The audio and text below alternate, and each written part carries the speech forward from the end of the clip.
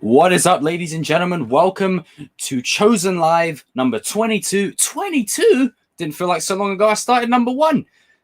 Anyway, I'm going to structure this video is as follows. I'm going to break down each character as the video goes along, talking about their, quote-unquote redemptions, what I liked, what I disliked, and the general direction of most of the characters.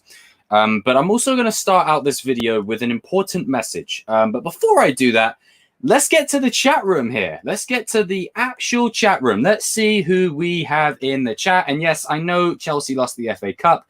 Please don't mention it. Right, let me change that. I don't like that. Ugh, how did I have it before? Yeah, I'm going to have it as the default. I much prefer that. Okay, so we got Chosen Vader owner. What's up, bro? We got Dermot. What's up, my dude? What's up? Lisa, how are you doing? AR, what's up, bro? Vince. Who else we got up on in here? Frank. What's up, dude? Evan, my man. Abbas, what's up, dude? Talking Cobra Kai. Damn, a lot of you in here. Speed Razor, what's up, mate? Detective Bat. Hello there. Okay, scrolling on down. Let's see who else we have. Demiurge, what's up, mate? How you doing? And, yep, RJ, my brother from across the sea. And Stu, hey, Stu, how you? Infinite Media, what's up, pal? Brown, yeah, hey, Brown, we got Brown in here. And Curious Crow, what's up? Yeah, Chelsea lost. Just don't bottle the Champions League in the top 4. Yeah, I know. I know. I'm sorry, Jake. No, don't worry. I'm going to get to you. Don't worry. Luke, what's up? My gym dude. How are you? Okay, so now I've gone down the list and now you're all up on in here. I hope the audio is good. I hope you guys are having a good day or night, wherever in the world you may be. Now, before I get into each character, as you can tell by the thumbnail, I'm going to be I've literally got them listed down here on this pad, and I'm just going to be going through each of their arcs and talking a little bit about them, etc., etc. But before I do that, this is the most badass name I've ever seen anyone have. Kreese, Cobra Kai, Terry Silver, Slytherin Kai. Hell yeah. I was watching Revenge of the Sith earlier. Nice. Hell yeah. Okay, so before I get this started, to give you guys some context, why do I love redemption stories so much? Here's why. Because Mega Cloud, what's up, bro? How you doing? Look at little Kreese Jr. Gonna cry. I know, talking Cobra Kai. I know. And look at that badass picture there. Boom. But the reason I love redemption stories so much, 20 people in the stream, you guys are sick. But the reason I love redemption stories so much is because when you apply that to life, no one's perfect. People make mistakes. People fuck up, you know? We have a setback in the road. We go on a different path. We do something that we shouldn't have done. We make mistakes. We wrong people and all that stuff, right? All that mixed bag of thing, you know? And you often come across people throughout life who like to think, you know, my shit doesn't stink and I'm above everything. However, most of the world and people are more balanced than that. And I find that anytime I've made a mistake, and then I may watch Return of the Jedi, when Anakin redeems and saves his son's life, when Harry Osborn redeems and saves Peter's life. Now, obviously, we're not going to have those kind of situations. You're welcome, dude. We're not going to have those kind of situations in our lives. You know, I don't think we're going to be fighting a symbiote and a Sandman. But the point is that no matter what you've done, no matter how far you've gone, there is always the chance to redeem yourself. And this is where, don't worry, Detective Bat, don't worry, I'm going to get onto your point. Redemption is good within yourself, but also know that sometimes people redeem their own way. So if they wrong you, always remember they have their own journey. And it's important, and it's incredibly important, and it ties into these character arcs that, again, no one's perfect. No one is perfect. No one. This is why I like these characters more, because they're more relatable, at least for me personally. They're more relatable.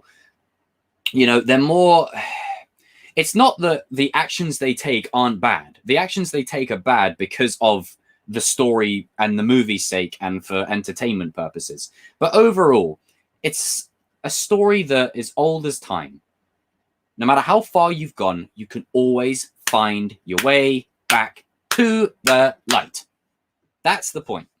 That's the point. That's why we have such an emotional investment when Vader saves Luke, when Ben Solo redeems. I'll get to that, don't worry. When Ben Solo redeems and just goes to town, you know, flipping the saber over the shot. Woo! When, you know, Hawk redeems and Cobra Kai saves his best friend from getting his arm snapped again.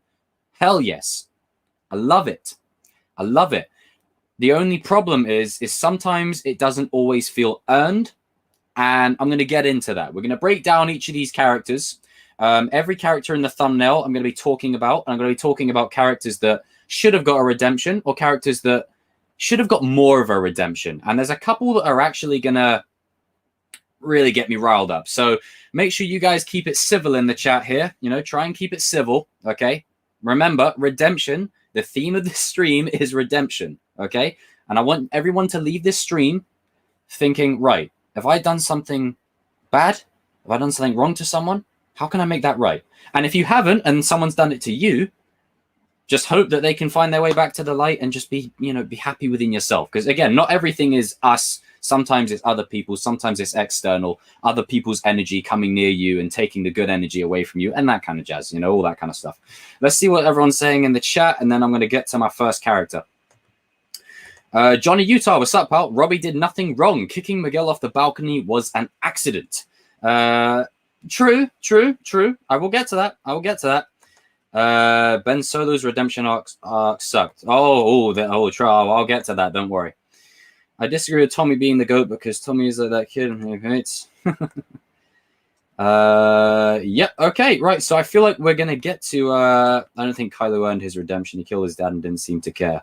Don't worry. I'm gonna get to that. He's the first character up anyway. So the first character up on the list is our boy Ben Solo. Now, let's do this context-wise. In The Force Awakens, and talking Cobra Kai, as I said, bottle of water. This is gonna really help me. Johnny, I'll talk about Johnny. I didn't include him in the thumbnail because his redemption was more of a turning around his life in a different way, not necessarily because of the similar kind of things of these characters, but I'll write Johnny down. He deserves a mention, so I will be talking about him. But first, we're going to start with Ben Solo, the Dark Prince Skywalker of the bloodline, pretty much. Now, when he was introduced in The Force Awakens, I looked at his character as nothing more than a Vader wannabe. Yes, he looked cool. Yes, he had a badass voice. But overall, I wasn't invested in him. He had a cool saber and all that, but I wasn't invested in Kylo Ren. There was something missing from him.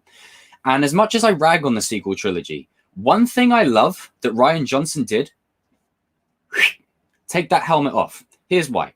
Because we get introduced to Adam Driver. This dude was the best thing about The Last Jedi. Like this, I like Kylo Ren's mask designs, and I think he's sick. But I think we really got to see the character. We really got to explore more with this character. And I know people have said Kylo's redemption wasn't earned. I actually disagree. I think he earned his redemption more than Darth Vader did. Let me explain. Yes, he killed Han Solo. Terrible moment. Sad. There wasn't a dry eye in the cinema. Like, if you hadn't have been spoiled it up to that point, let's be real. If you hadn't have been spoiled it up to that point, it was the saddest thing I've ever seen. Like, everyone in the cinema was, even the tough, you know, alpha male type guys were like quivering lips. It was sad as hell. Perfectly executed though. But throughout this trilogy, right? And this is a hot take, right? Throughout this trilogy, every single character from Finn to Rey to Poe and all the sorry, I couldn't help it. To all the others, they've had arcs that go all up and down and all over the gaff. Kylo Ren's is the most consistent across the trilogy. Anytime I watch the sequels, it is for Kylo Ren. This dude is the star of the show. The star. And I tell you what, when it got to Rise of Skywalker, I was so glad that he was beating Rey in the duel because it makes sense. He's trained longer. He's had more experience. He's from the Skywalker bloodline. It makes sense. It's not just because he's knocking Rey down or whatever. It just makes sense. The reason why he lost in The Force Awakens was because he was unbalanced. He just killed his father. And as Snoke says in The Last Jedi, it split your spirit to the bone, which shows he's conflicted. I know people wanted Kylo Ren to be the final villain. If you wanted Kylo Ren to be the final villain, you should have been developing him that way in The Last Jedi. Not make him more conflicted. The Last Jedi made him more conflicted than he was. That's why he can't work as the final villain. A villain, look, take Kreese, right? Who's got conflict, but he's a villain. You know, he's a villain. He's set in his motions. You know what I mean? He may have a bit of conflict here or there, but it's not like Kylo Ren confliction. You believe Kreese as a villain for that specific reason. Kylo Ren, you can't believe him as the villain because he's not convicted in his beliefs. He's always tossing and turning between the light. He's always, am I going here? Am I going there? He goes from stone cold, mercilessly killing his father because he thinks it will get the respect of everyone around him. And it fails. It doesn't work. And then when he has the opportunity to fire on his own mother, what does he do? Does he fire? No. He doesn't do it because he can't. Because he can't. And yeah, Infinite Media says it right here. Kylo Ren is very similar to Hawk. I absolutely agree with that. And the reason I say that is because Hawk has this desire in season 3, and I'll get to Hawk, but I'm going to use him to influence Kylo's story a bit here. Hawk has the desire to be number 1. Kylo Ren or Ben Solo has the desire to be number 1, to be respected. But they're always going to be number 2. And Hawk, in my opinion, should be right up there, adjusting for plot. But with Hawk, he was never going to be number 1 at Kreese's dojo. Kylo Ren is never going to be number 1 in the sequel trilogy as a villain because he can't. Snoke was meant to be that, which is why they brought Palpatine back and, you know, whatever else. But Kylo Ren is not that type of character. He was conflicted for the sole reason that JJ basically said, hey, Michelle, what's up? How you doing? That Kylo Ren is basically another version of Vader, but he's not Vader. He is this dude. He's not Darth Vader. That's the point. That is the whole point of Kylo Ren. He wants to be Vader. He wants to be Vader, but he will never be. And my favorite moment in Rise of Skywalker, and I absolutely love this moment. I fanboyed out, right? When him and Rey have the connection, he nods, she gives him the lightsaber, and then he just lifts it over the shoulder. Han Solo shrug and goes Anakin on them. He is literally a Anakin and Han Solo hybrid. That's sick. Like, how does no one love that shit? And then they do something that I said I don't want them to do. They kill him off. And the reason why they killed him off isn't because of the reason of, the galaxy will never accept him. I don't care what the galaxy has to say. The galaxy aren't important to that one particular character. As I've said before, all Ben Solo needed to do was go into exile. At the end of Rise of Skywalker, save Rey and go into exile. Go on the island that Luke is on and stay there. And then if you ever do an episode 10, you can have Rey and Ben fulfilling the dyad prophecy. You can't introduce the prophecy of a dyad in the Force and then kill the other half. Like, that's my problem with it. And yeah, an Anakin versus Kylo fight, as cool as it would be, Anakin would slaughter him. I'm just being real. But it would be cool. It would be visually cool to see. And I think Kylo Ren would actually put up a much better fight than people give him credit for. I'm telling you, he won't go down easy against Anakin. Anakin will win, but Kylo will give him a match. Make no mistake about it. But ultimately, when he has to save Rey, one of my favorite things about Rise of Skywalker that, is bittersweet is that he fulfills what his grandfather always wanted him to do. He saves the one he loves from death. And I know people are going to say Rey and Ben don't have a romantic connection. They do. It's in The Last Jedi, when they're in the elevator. Come on, that's chemistry right there. It's right in front of you. It's right there. You can argue whether it's fully romantic or whatever, but there's a connection. There's something there between them. And a light side user and a dark side user coming together on opposite sides of the Force has been done so much throughout Legends and everything. I was like, finally, they're bringing it to canon. Nice. We can see it in a movie. No, do they follow through with it? No. They kill him off because they didn't know what else to do with him. And they marketed it as, right, we're rounding off the saga. We need to kill off the last Skywalker. Congratulations. Terrible decision. Anyway, the rest of the movie plays out. Not much acknowledgement from Ben for that point on. But in the novel, it says, you know, Ben says, I will always be with you. What's canon? So basically, canon is the lore guidelines within the story. So pretty much it keeps things consistent, even though, let's be honest, Star Wars has a lot of inconsistencies lately. But anyway, they kill Ben Solo off in a beautiful way. He goes out with his mother. You know, he literally goes through the Force with Leia, and Leia's Jedi trial is brought full circle, and it's beautiful, right? And he does what his grandfather always wanted to do.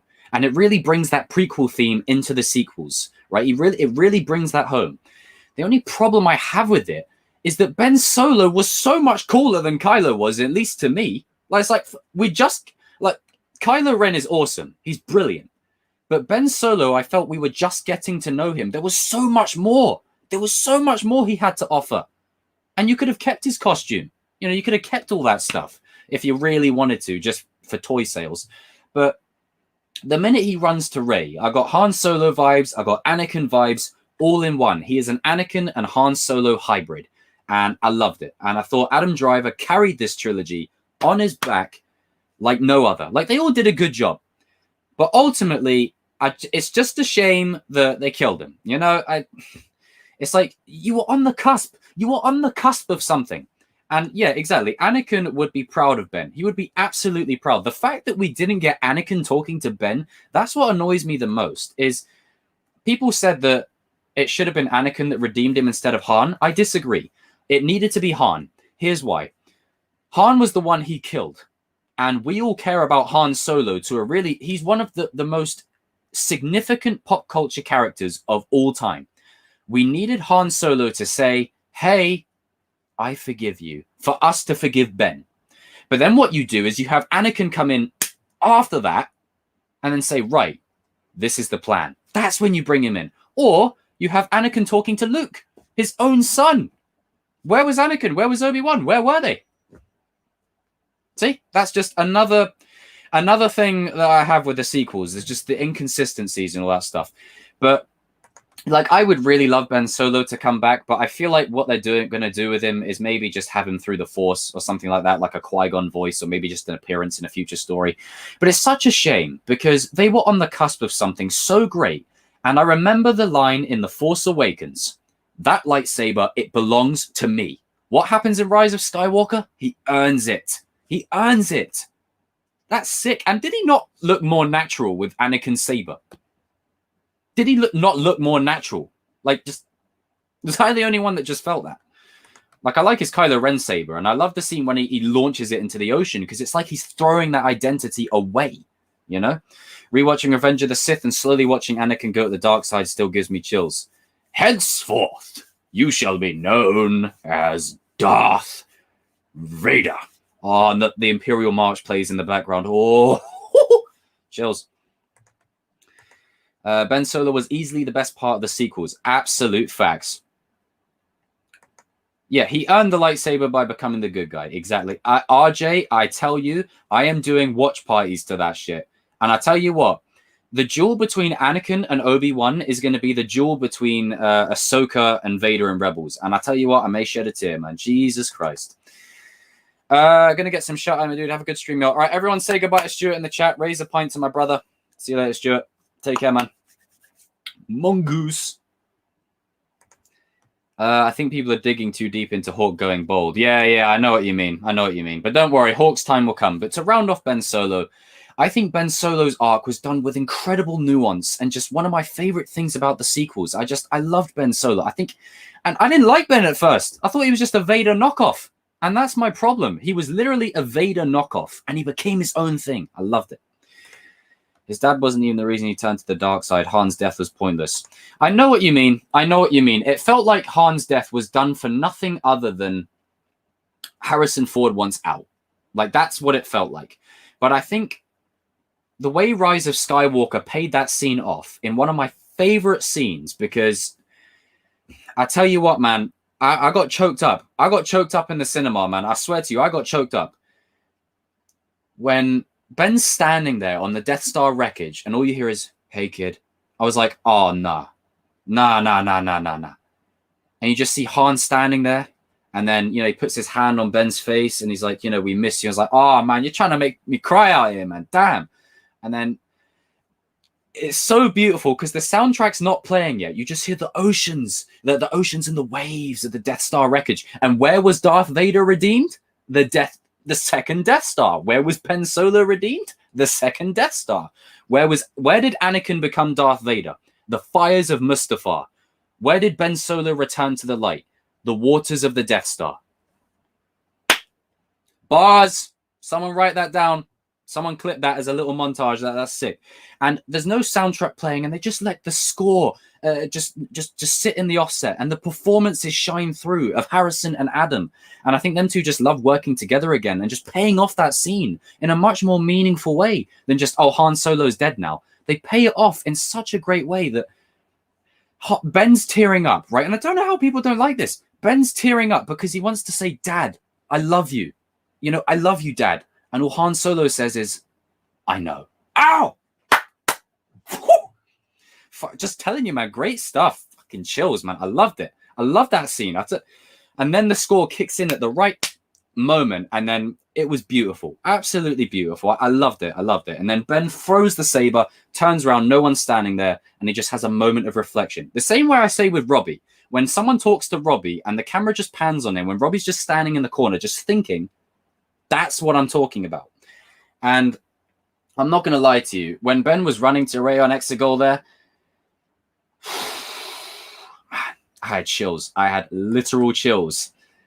Death Star seems to get people redeemed. Maybe Johnny should bring Robbie there so he can come back to the light sooner. Yeah, we just need a Death Star. That's all Dimitri will say. Like, just need a Death Star. But when Ben's running on Exegol and he's got the sweater and stuff, like literally seeing him in that sweater actually inspired me to just start wearing sweaters. That's why I wear sweaters so much now. And just seeing him run around with like the blaster that I think it was Lando's blaster. And he's running around like Han Solo. And then he switches to Anakin. He's literally an Anakin and Han Solo hybrid. I love it. I love it. I love everything about it. I love everything about it. Cheers, Phoenix stuff. Thank you. Thank you. Fathers are terrible. Yeah, I know. Someone get these people a bloody father school. Although, I will say this. Hunter in the Bad Batch, he seems like he could be a good father. And Din Djarin, they seem to get it pretty good. But, it's when Leia dies that really sucks it home that he is like Anakin. He's not like Vader. He's like Anakin. What happens when Anakin's mother dies? Snaps. Fit of rage, goes berserk. When Leia dies, Ben just drops. He just drops. Drops onto the floor. That's it. Drops right on the floor. And then, Rey's like, I did want to take your hand, Ben's hand. And it's just, the camera just pans on him as he's thinking. It's stuff like that. It's the same way when I do videos for Robbie. I need to do more Star Wars videos, man. Yeah, get on it, RJ. RJ, seriously, get on it. It's basically Clone Wars Season 8. Oh, no, I agree, Tristan. I agree. But the thing is with Ben Solo, and this is where I'm going to move into Vader. Ben Solo is without a doubt. Sweet. There you go, Evan. There you go. Part 2 for a quiz is in effect, ladies and gentlemen. I think it's more of a football type one. So all you football fans, keep an eye out for that. But cheers, Evan, man. Good stuff. Good stuff. But when Ben Solo saves Rey, and I know people don't like the kiss. I get it. To me, I haven't got a problem with it. I don't mind it because it's been hinted at throughout 2 movies now. I've been talking about this connection between Rey and Ben since episode 7. The minute Kylo takes his helmet off, it's there. Right in front of everyone. They just don't want to see it. I wish Anakin came when Luke said he is no Jedi and say something that I don't know. He said that really didn't mean cough cough Ahsoka. Yeah. I mean, if anything, the Disney Plus shows and stuff, I haven't even finished Mando. Oh, dude. Dude, you got to finish Mando. If anything, the Disney Plus shows will be the sequel trilogy that I think people would have wanted. But they'll make the sequel trilogy look better, the same way the Clone Wars enhanced the prequels, you know? But Ben Solo, without a doubt, my favorite character from the sequels. And I tell you what, man, yeah, amazing. Just great stuff. That scene with Han and Ben, you know, I mean, come on. Come on. We got to hear Han Solo say, I know, one more time. Hell yeah. Beautiful stuff. And now I've distanced myself from Star Wars, but Jacob, you're making me get back into it. Call me the chosen one for nothing. What if Johnny and Robbie have a Kylo Ren and Han Solo moment? Bro, I will cry. I will cry if they do. And again, it's not... When I compare Star Wars to Cobra Kai, I'm not just talking about this character's like that character. I'm talking about themes, parallels, similarities. You know, there's like Robbie's basically Anakin. Hawk's basically Kylo Ren. You know, they're very similar. I suppose Johnny in some ways is partially Mace Windu, I guess. There you go. You see that message here from Evan? There we go. It'll be about the Euro 2021. It'll be on Kahoot again, so make sure you guys are ready. I know I've got some football fans up in this chat. But yeah, Ben Solo is the GOAT. And everyone raise a pint to Evan for doing that. Now I'm going to transition to Darth Vader. This redemption for me, if we're going just based on the original trilogy, the reason I say I like Ben Solo's a bit more is because it felt like it was actually alluded to. Darth Vader's one really comes full circle in Return of the Jedi. In Empire Strikes Back, redemption isn't even hinted. It's more of, come with me and we can rule the galaxy as father and son. And then, no! I'm sorry. I had to do it. It's just so it's like, Obi-Wan never told you what happened to your father. Like, there was a great video I saw the other day, and me and my mates were just laughing about it. I might link it in the chat. It's like, the guy was basically sat there going, Obi-Wan never told you what happened to your father. Yes, he did. He told me you killed him. No, I am your father. Shut up, boy.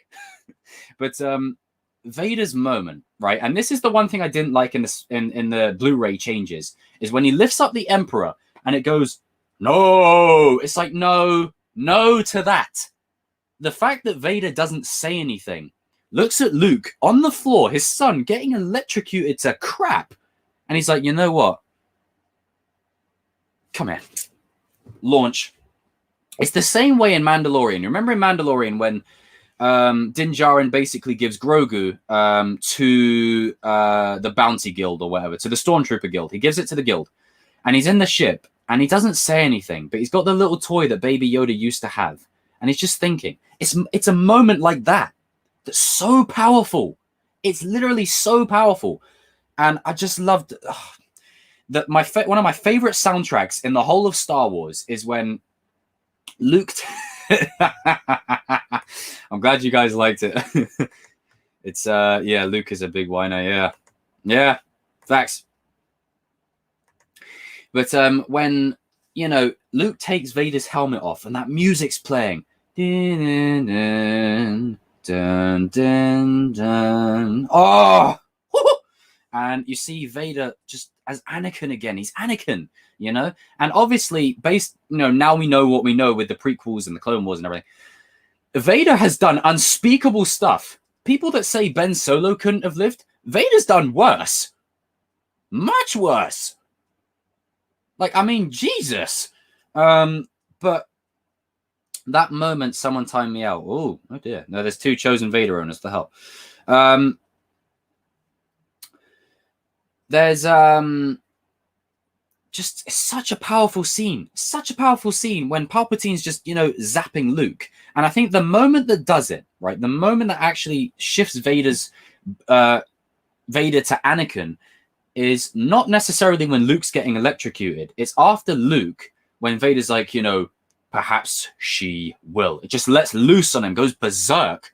And then he doesn't kill him. Like, he cuts Vader's hand off. Well, other metallic hand. And then he's like, and then I had to leave the stream for a bit just to listen to Imperial March. I know, it's facts. It's facts. We spit only facts here. Empire, best of the 9 movies. Oh, for sure. Empire Strikes Back is always the best. But one thing I'm going to say, though, is when he cuts Vader's metallic arm off and he's just looking at him, he goes, and he turns around. Never. I'll never turn to the dark side. It's that right there. I think Vader sees it as like, he should be killing me. Why is he not killing me? What the hell? And then when Luke starts getting electrocuted, that's when Vader's like, just look at the scene. He's just looking back and forth. He doesn't have to say anything. This is why I don't like the Blu-ray change of him going, no, no to that. We don't need that in there. That's one change that I don't agree with. I fundamentally disagree with that on every level, because the fact that he says nothing, that says everything. It says everything right there. Oh, don't worry. I'm going to get to Little Goblin Jr. Don't worry. But it says everything right there. It says everything. And this is why Anakin Skywalker is without a doubt my favorite character of all time. Hence the name. Is because he just goes through so much. Such an arc. And his life is fulfilled. Like, I put it this way. They marketed the sequel trilogy as the culmination of 9 movies. I see Rise of Skywalker as a fitting end to the sequel trilogy. If you want a more fitting end to the whole saga, Return of the Jedi is where it's at. And the end of Return of the Jedi ends. And I get choked up talking about this. When Luke looks off to the offset and you've got Yoda, you've got Obi-Wan, and you've got Anakin together again. Oh! Whew, beautiful stuff. Absolutely beautiful. I love it. And I know people like the Yub Nub song. I actually prefer the celebration music because I think it has more emotion behind it. The Yub Nub song is like, Yub Nub. It's cool. But the celebration music is just much more impactful, at least for me.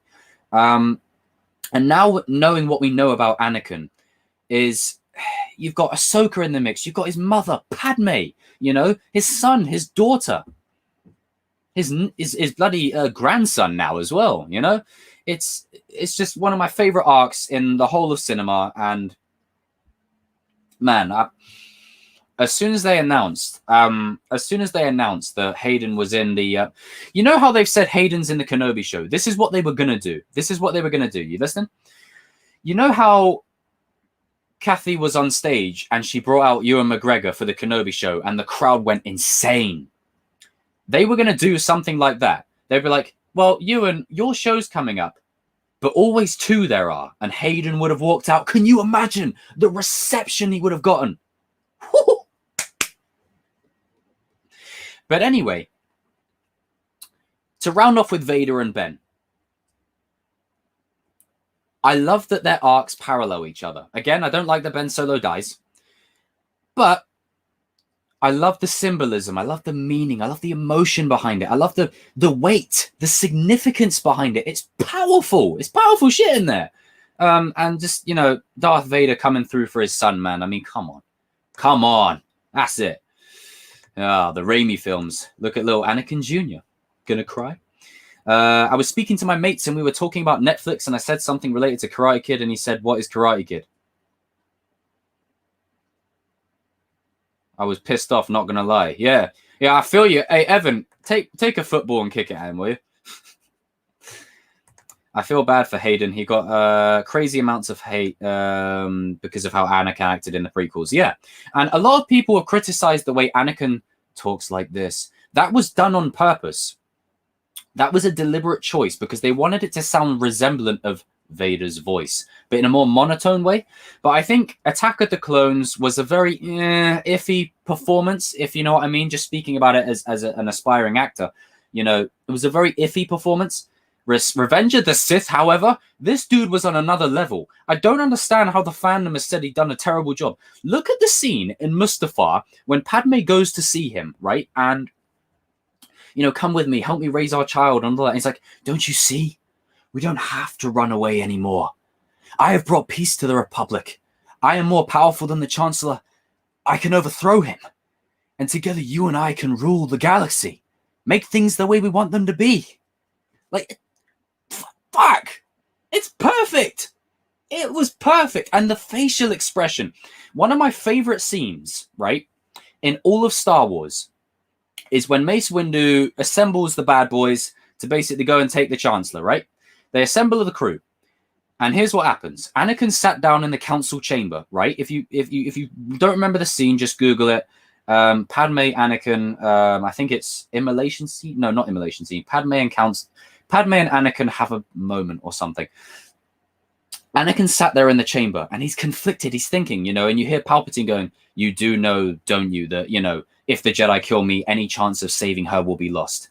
And they can feel each other through the Force. Padme and Anakin can both feel each other because they're both looking out. They not necessarily know, but they can feel each other. There's that connection there. And Anakin, without saying anything, he's crying, he's tearing up because he's so conflicted and he's so stuck, like he can't get out of it.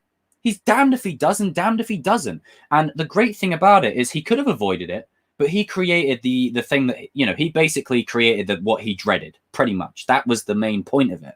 But it was such a moment. I flipping love that moment. I swear to, it's one of my favorite moments in all of Star Wars. I love it. You look scary then. Great impression. Cheers. I might need to do some like reenactment of like Revenge of the Sith scenes at some point with a green screen.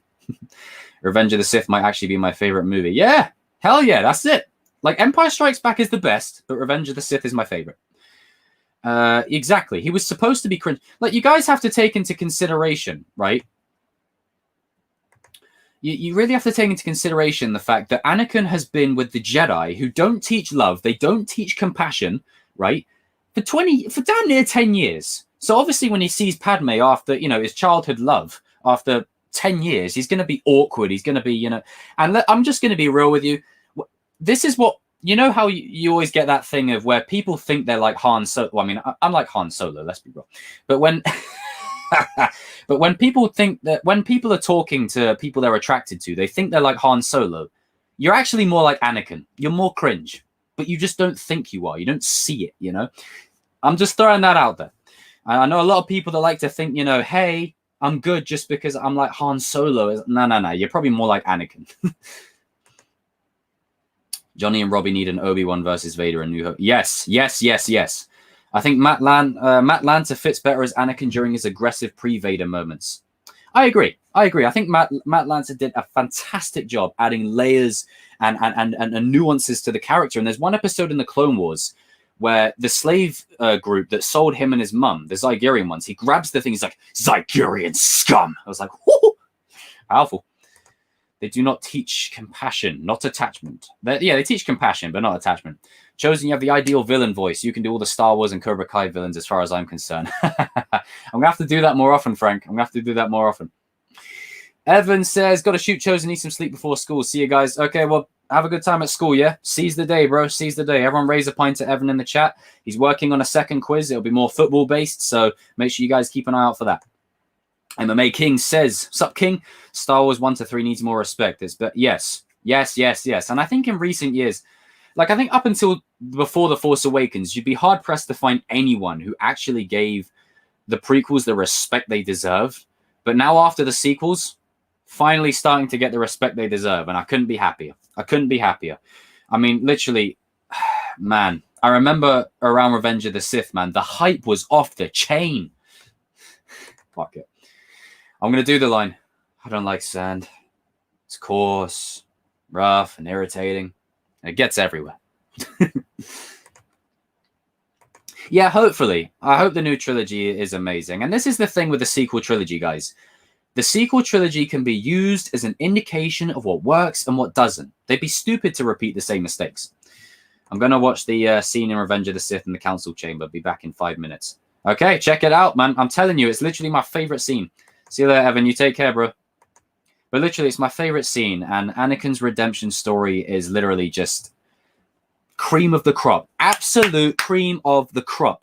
And yeah, the prequels are more adventurous. Like, if you look at the original trilogy, they only had to work with what they had to work with. But the sequels, I'd say Exegol and probably Canto Bight are the only places that are really ambitious. Hosnian Prime is basically Coruscant 2.0. Jakku is Tatooine 2.0.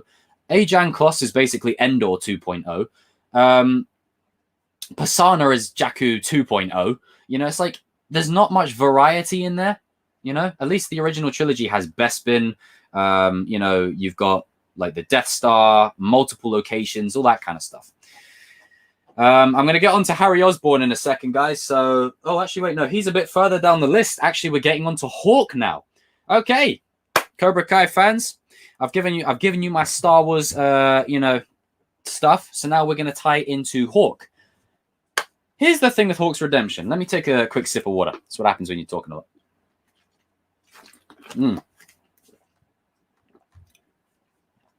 Yeah, that's facts. That's facts. I love the scene in Revenge of the Sith where Anakin is talking to Palpatine in that stadium with that music. Dude, that is one of the best scenes I've ever seen. Ever. They just sit down and they have an evil chat. Just an evil chat. Ian McDiarmid's words, just an evil chat. I love the ambience. I love the atmosphere. You ever hear the tragedy of Darth Plagueis the Wise? Oh, and he's planting the seed. He's manipulating Anakin. He's manipulating. He's messing with his head. He's playing with him to really sort of tap in to what Anakin's desire is, you know? Anakin's greed to control the situation. Greed in the right way, though. The reason why Windu said to Annie he's too young to train as a Jedi because he built a relationship with his mum, and this is because the Jedi are programmed to have no emotions just to be a Jedi. Yeah, exactly. He was too attached. This is why Ahsoka didn't want to train Grogu. Dark characters who are conflicted and get redeemed are always my favorite as long as they're executed well. Facts. Facts. All right. Now we're going to roll on to our boy Eli, the binary brother. Okay, so let's be real. Before season 3 aired, and I've said this 1,000... Let me just take another quick sip of water. I say sip, that was a gulp. Before season 3 aired, when I saw the trailer, I honestly thought that Hawk was going to descend into darkness and Robbie was going to have the redemption. I thought they were going to subvert us a little bit. I got it wrong. Robbie went full on Cobra Kai, and Hawk started gradually moving to this way. And Hawk's redemption moment, and as I've said it before, his redemption moment is saving Dimitri. His true redemption is in season 4. And this is why I love the idea of him winning. I love the idea of Hawk winning. Seriously, I want to see what you guys in the chat have to say as well. I love the idea of Hawk winning. I don't think he's going to. I think Robbie will win for story's sake. But I think Hawk winning would be so perfect for his redemption arc. Think about it. If he goes through a whole season of redemption, right? Fessing up to what he did, owning up to trashing the dojo, stealing the Medal of Honor, the things he's done to Sam, to Miguel, to Dimitri, everything. And Dimitri, you know, I mean, I said it before, Daniel is going to take a real shine to Hawk. Hawk is going to be his #1 pupil, right? Hawk will be his #1 pupil. He will fill that Robbie gap. And then Daniel will see Hawk in a different light and they'll find balance. Hawk will apologize for what he did and Daniel will forgive him.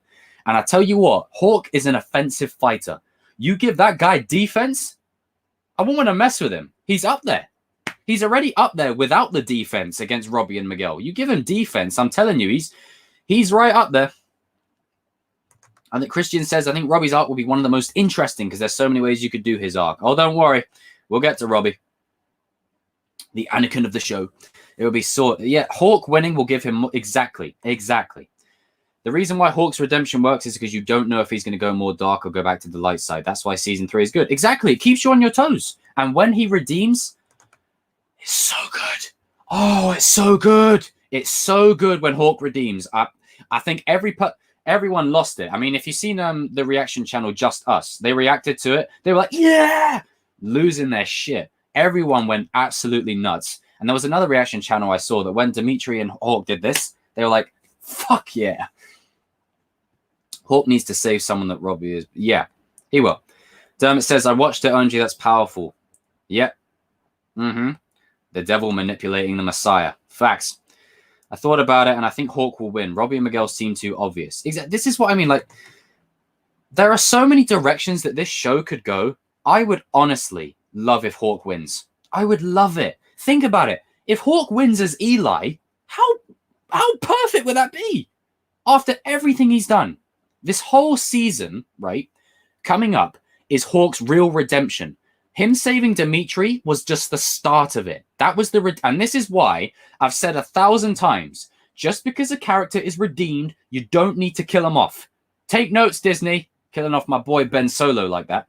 But just because Hawk's now redeemed doesn't mean he hasn't got work to do. His arc will be my probably most interesting arc of season 4, besides maybe Robbie. His arc will be, at least for me, the most interesting, because Miguel, rising champion, Dimitri, rising underdog, Hawk, ooh, I'm just saying, I'm just throwing it out there that Hawk's real redemption is going to be so fucking powerful. I can't wait for it. Honestly, I can't wait for it. You didn't like Hawk for breaking Dimitri's arm, but at the end of season 3, it was good. Yeah, facts. Zuko's redemption from Avatar. Yeah, Zuko's cool. I remember that. If Hawk gets it, when Hawk's chasing Dimitri through the school in season 2, when he's like, Dimitri, I was like, damn, this dude could be a serial killer, man. Hawk is going to get the Rock Lee story. I'm sorry you got 3 goats, Sam, Robbie, and Miguel. They are the goats. I went 5 nuts at 5 in the morning. The music when Hawk redeems his channel. Yes. And the Hawk sound when he does it. Sure. Oh, the Just Us channel is hilarious. Yeah, they're brilliant. I knew it'd be on the light because it got spoiled for me. Yeah, I'm kind of hoping that it's a shame that you got that. Hopefully we don't get spoiled it going in season 4. Hawk frustrated me to a Tory level until that kick. He was such a hypocrite, becoming the same type of arsehole that he was being bullied by. Exactly. That's the video I did on him, that he became everything that he hated. And when he realized that, this is why, and I'm sorry, I'm bringing it up now. I'm bringing it up. When people say Hawk's a spy, it's like, you don't stand there in the middle of a house fight having this Ben Solo, Darth Vader type moment where you're thinking, come on. And then he saves his best friend. Best friends back together. Hell yeah. Brown, that's it. Do the screech. They will continue Hawk's arc in season 4 as a journey. Exactly. It's the start of his redemption. It's not that he's forgiven, right? I saw people say, oh, it's all sudden. Yeah, redemption is sudden because it doesn't. Redemption has to happen suddenly sometimes for it to punch, The real redemption happens in season 4. That's Hawk's real redemption. Hawk is Darth Maul being used to do evil when he... Yeah, I see that comparison, especially with the way Darth Maul ended in Rebels. If you haven't seen that, make sure you guys see that. If they were thinking to kill off one of the characters, I feel like Robbie would be on number 1 on their list. I hope they don't kill off Robbie at all. I would be so annoyed. You should do what ifs at some point. I know, I really should. You guys keep asking me for those as well. Hawk looking for Dimitri was a shining situation. Yep. Darius, what's up, bro? If the writers kill Robbie, I may actually drop the show. Yeah, the only character that will die or may die is Kreese. No one else. It's Karate Kid. It's not that type of show. Hawk is not a spy. Say it louder. If Robbie loses, he's going to go further into darkness. Yeah. You have become the very thing you swore to destroy. Hawk is not a spy. Miguel, it's Miguel, Robbie, Dimitri, and Hawk teaming up. Yeah. That's it. The best trio. Yeah, it's the trio from season 1, and they all got the goal. The way Robbie's arc is going, I could totally see him getting killed off where he hurt. Yeah, like this is what I'm on about. This is the theme of this stream. Redemption, and why redemption doesn't equal death. Because let's say Hawk is Robbie. Hawk redeems. You kill him off. Season 4. Is season 4 as interesting if you kill Hawk off after his redemption? Nope. It's not. See? This is what I mean. This is why it pisses me off they killed Ben Solo, man. For fuck's sake. Hawk's story in season 4 will be amazing. Yeah. Him and Daniel are going to bond so well. I'm telling you. He will fill that Robbie void that Daniel will miss. Will Daniel like the Mohawk? It's not really Daniel's thing. It's more Johnny's thing, isn't it? Miguel show. I really want Hawk to save Sam. Then he'll prove himself to Daniel. That could work. When do I think Robbie would be redeemed? Same way with Hawk. Robbie's redemption will be planted. It won't happen. It will be planted at the end of season 4. Planted, and then in season 5, that's when you redeem him. I'll get to Robbie. He's later. Robbie's redemption is winning the All Valley. All right, fine. I killed them. Killed them all. And not just the men, but the women. And the children, too. Like animals. I slaughtered them like animals. I hate them. Whew. And the music's playing in the background. Whew.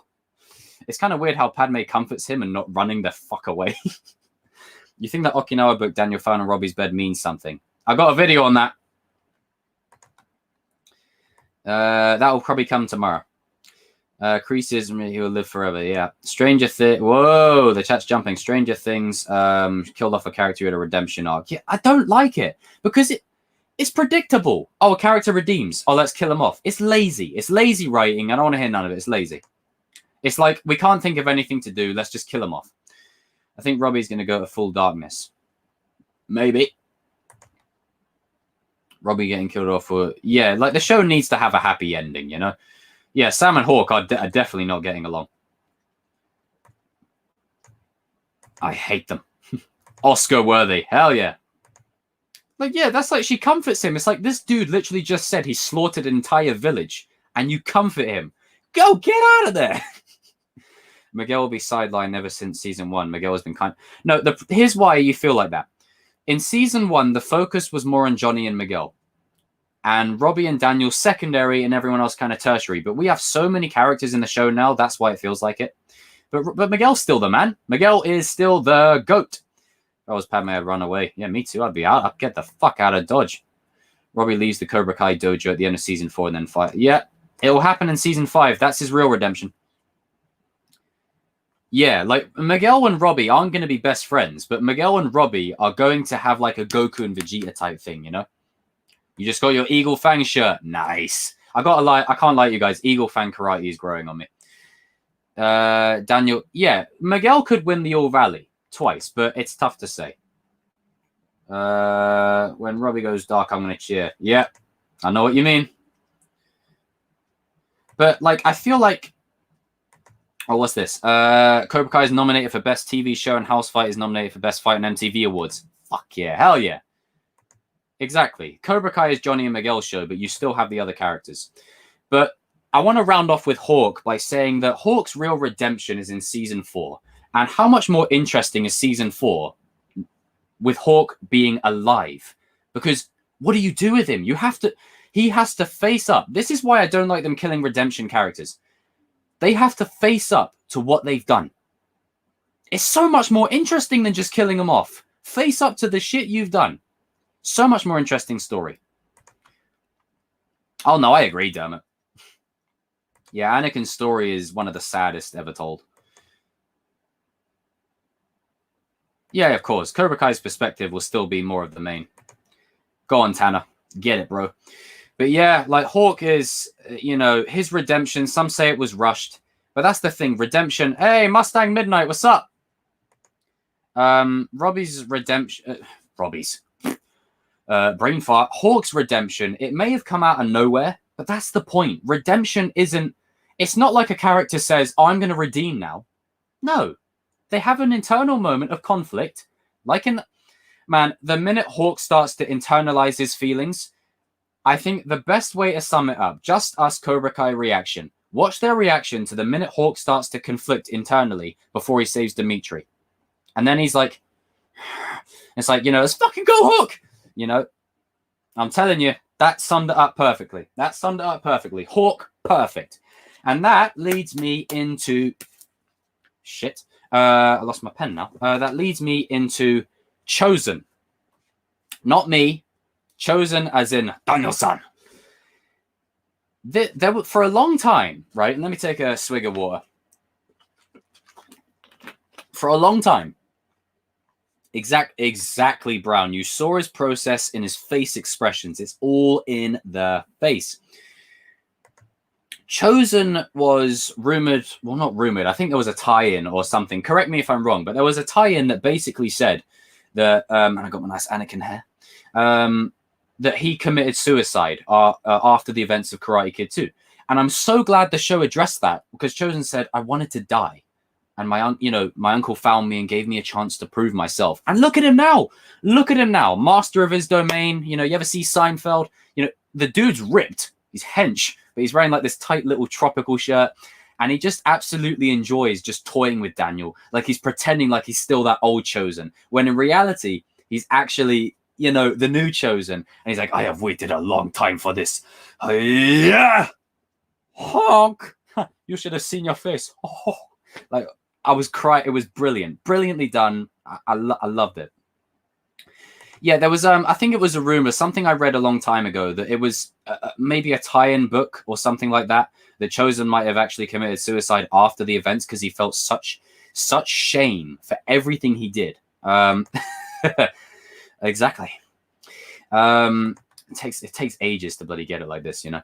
Yeah, Chozen's this is why I don't want them redeeming every character, but Chozen's redemption is so powerful, and it's the importance of forgiveness, and this will tie me into to Harry Osborn, who's next. But the scene where Daniel and Chozen are talking at the end, and this is why I did a video on it. When Chozen says, "I wanted to die," you know, and Daniel says, "Look, if it means," and proving that again, Daniel is the GOAT. That Daniel says, you know, if it means anything, I forgive you.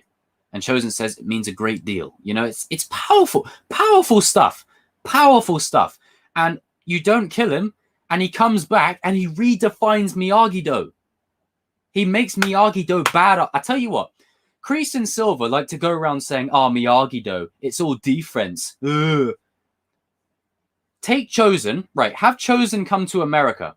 Kreese and Silver are gonna shit themselves. Chozen ain't no pushover. I've said it before. Mike Barnes may be aggressive, but Chozen wanted to kill Daniel. Chozen can really give them a run for their money. And, you know, that's happening season 5 or 6. I'm calling it now. Season 5 or 6. That almost made me cry, Daniel forgiving Chozen. I know. Ben Chilwell, hey, Ben Chilwell, what's up, bro? Yeah, I know. It just, honestly, it was tear-jerking, you know? Chozen and Mike Barnes scared the hell out of me. Really? Chozen was brilliant in season 3. Yes, Chozen was brilliant. He was. And I want to see more of him. Like, his dojo. Yeah, exactly. Let's be honest. RJ, I'm going to let you take the floor in the chat. Finish this sentence. Chozen is the...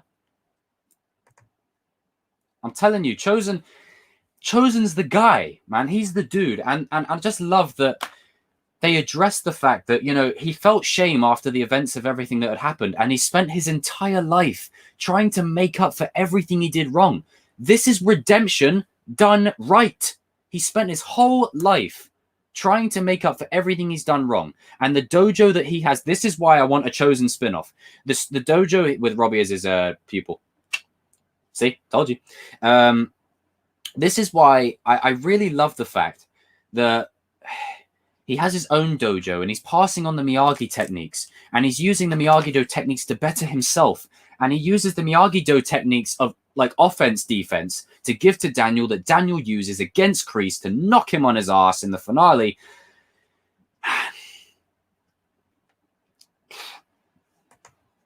Oh, Johnny would fight Chozen well, but I mean, Chozen is the GOAT. That's it. Chozen is the man. Hell yeah. Darius says, I think it's easier for Daniel to forgive Chozen than Johnny, because although what he did was way worse, he admitted his mistakes, while Johnny... yeah, that's true. Johnny never really owns up to that part. But Chozen was just outright just saying, look, I need to be real. I need to let all this out. And this is a moment of honesty. And him and Daniel bowing to each other at the end.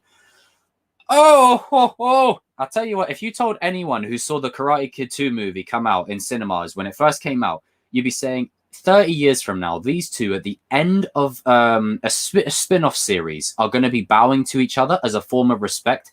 Karate cousins, if you will, using Daniel's words. So powerful. So powerful. And yeah, I agree with that, RJ. Yeah. They kind of both don't. A Chozen prequel.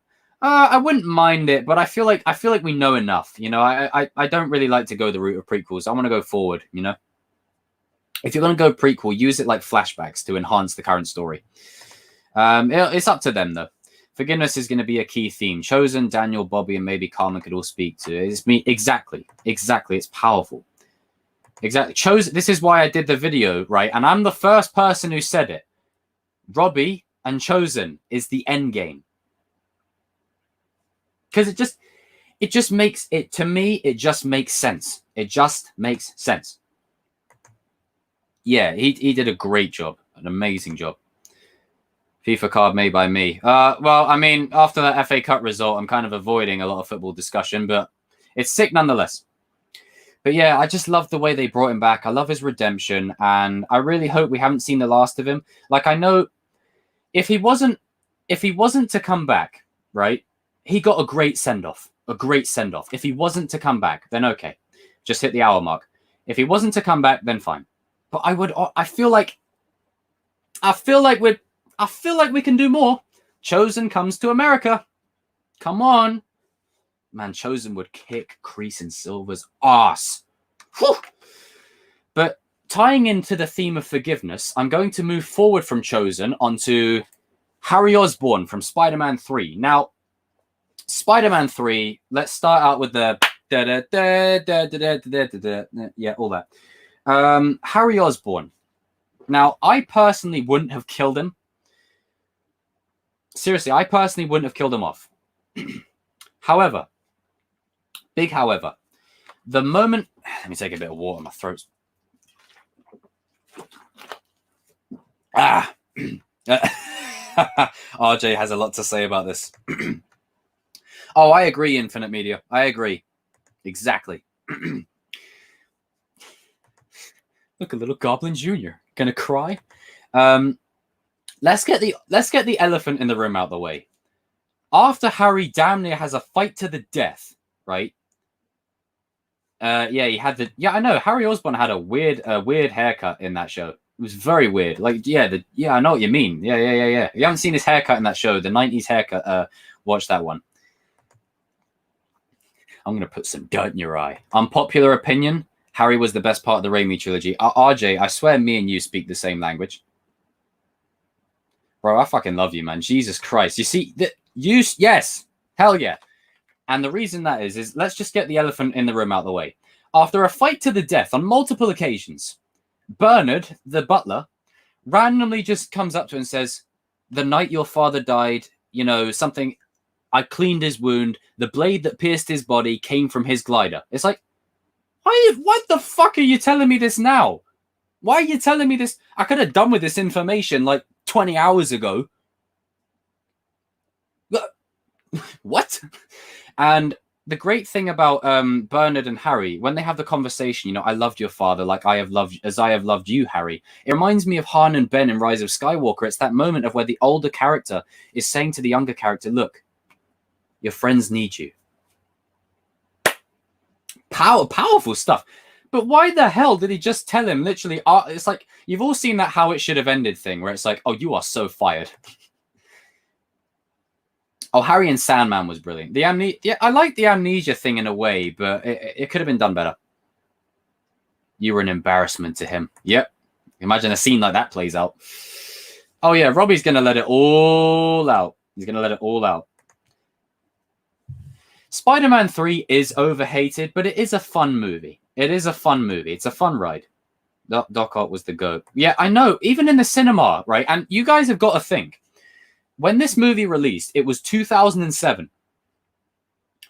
Superhero team-ups were rare. You rarely saw a superhero team-up. So when you saw Silver Surfer and Human Torch, remember in Fantastic Four, Rise of the Silver Surfer, when Silver Surfer is going to fight, well, I say Galactus, the gas cloud. He's going to fight Galactus. He's going to get rid of him. And Human Torch is holding onto the board and helping. He's like, you know, thought you could use a hand. And Silver Surfer's like smiling. Like, those were the closest things we got to superhero team-ups. I know we live in the age nowadays of Avengers, Assemble, and you got like 20 people. But back then, it was rare.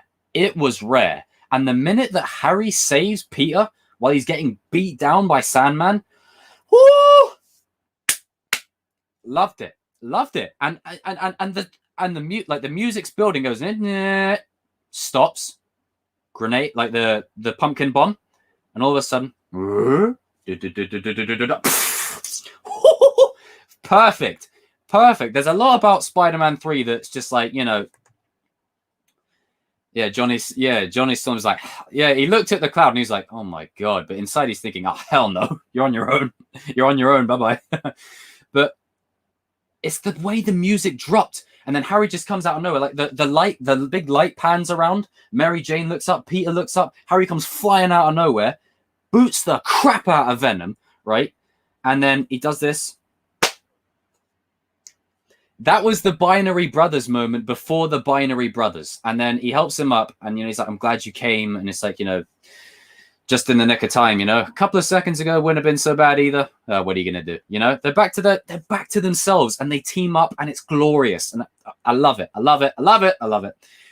And it's sort of poetry where look at little Johnny Lawrence Goon. Yes. I loved Harry's goblin suit. I loved that it was simple. It felt like sort of like a stealthy sort of spy tech suit. It was really simple. And I love that first fight when he's chasing him through the valley, like the alleyway area. But the thing is, and let's talk about it for the emotion's sake. When Harry Osborn dies, it's emotional. It's an emotional death. Like it's emotional as hell. Like it really is emotional as hell. Like it's so powerful. It's a tearjerker. But I really didn't want him to die because at the time, as I said, we rarely had superhero team-ups. And I thought if they do a Spider-Man 4, you have Harry and Peter now. Yes. Yes, please. And Harry Peter having a teammate. Fuck yeah. Because then you can start bringing in Vulture. Then you can start bringing in Kraven. And, the rest was history. Venom and Spider-Man 3, well, I like it, but I'm not loving it, if you know what I mean. I think, Spider-Man 3 had the best dialogue. It did. I mean, you remember when... it's just when he's walking in the street and he's like... And it's like... Dun, dun, dun, dun, dun, dun, dun, dun, dun, dun, dun, dun. I'm going to put some dirt in your eye. Dun, dun, dun, dun, dun. Brilliant. I know, Dermot, that bit right there, it's like, I should never have hurt you. Said those things. And none of that matters, Peter. You're my friend. Oh! Fuck, man. Seriously, a tearjerker moment. Really, it was a tearjerker moment and so powerful. Now, would I have killed him? No, I never would have killed him just because I felt like there was so much more you could have done with him. If they did a Spider-Man 4, you could have had Peter and Harry teaming up again. And Peter could have a friend to call on. Like, hey, look, bro, I'm having trouble here. I need some help out here. And let's be real. As cheesy as it could have been, Harry and Peter working together to save Mary Jane, hell yeah. He's like, Pete, up top. And he's like, has this thing got any more? He's like, hang on. To what? Perfect. And as soon as Harry and Mary Jane are having a moment, like, you okay? Yeah. He's like, am I interrupting? Like, perfect. That's it. Pumpkin bomb to the face. Best friend. You've only seen Spider-Man 1. Spider-Man 1 is the GOAT.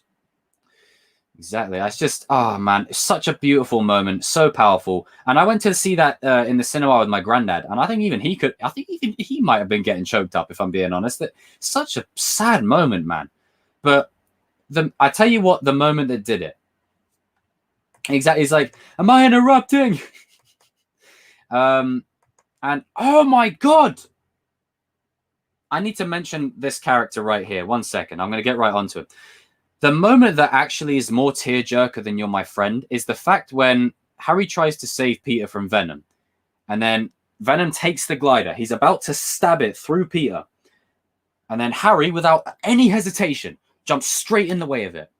Blades go right through him. Same way it did his father. Go right through him. Looks down. And him and Peter look at each other. And you just see Harry's body get flung to the side. And fuck, man. Powerful shit. Now, this brings me on to Sandman. Sandman's story in Spider-Man 3 is one of the best sub-stories I have ever fucking seen in any movie. And I'm not even joking. It is literally one of the best things about Spider-Man 3. The biggest thing of Spider-Man 3 is forgiveness, right? And the conversation between Peter and Sandman at the end of the movie makes me choke up every single time. It's like, I didn't want it to come to this, but I had no choice. You had a choice when you killed my uncle. And he's like, my daughter was dying. I needed money. And then you see the flashback, but you see the actual flashback. What actually happened. What actually happened to Uncle Ben. That it wasn't intentional. It's like, where's my pen at? Where's my pen? Right, so he was holding the gun here, right? He wasn't going to fire. And then when the guy yanked him, he accidentally fires the shot. He stays with Uncle Ben. And he's like, no. And it's like, the guy drives off, and all that. But Jesus Christ, man, what a moment. And then Peter realizing this. I know, RJ, I know. Peter realizing this, sort of seeing, oh my God, Jesus Christ, I'm starting to see your perspective. And then Sandman saying, I did a terrible thing to you. I spent a lot of nights wishing I could take it back, It's such a powerful scene, and I love it. I just love that it's just literally dialogue between two characters having a moment and talking about it. And then Sandman just goes off into the ether. But the best thing about it, and this relates to Chosen and Daniel forgiving Chosen, is when Sandman says, I'm not asking you to forgive me. I just want you to understand. And Peter says, I forgive you. Look at the look of Sandman's face. Like, Jesus Christ. Like, look how much it means to him to hear that from Peter. Like, I bet, man. You think it was an unnecessary storyline? I think I disagree with that. I think it was really such a key element to Spider-Man 3 and was one of the best things about it. Yeah, if you're not going to keep Harry alive, you have Sandman and Peter team up. That is also the other alternative.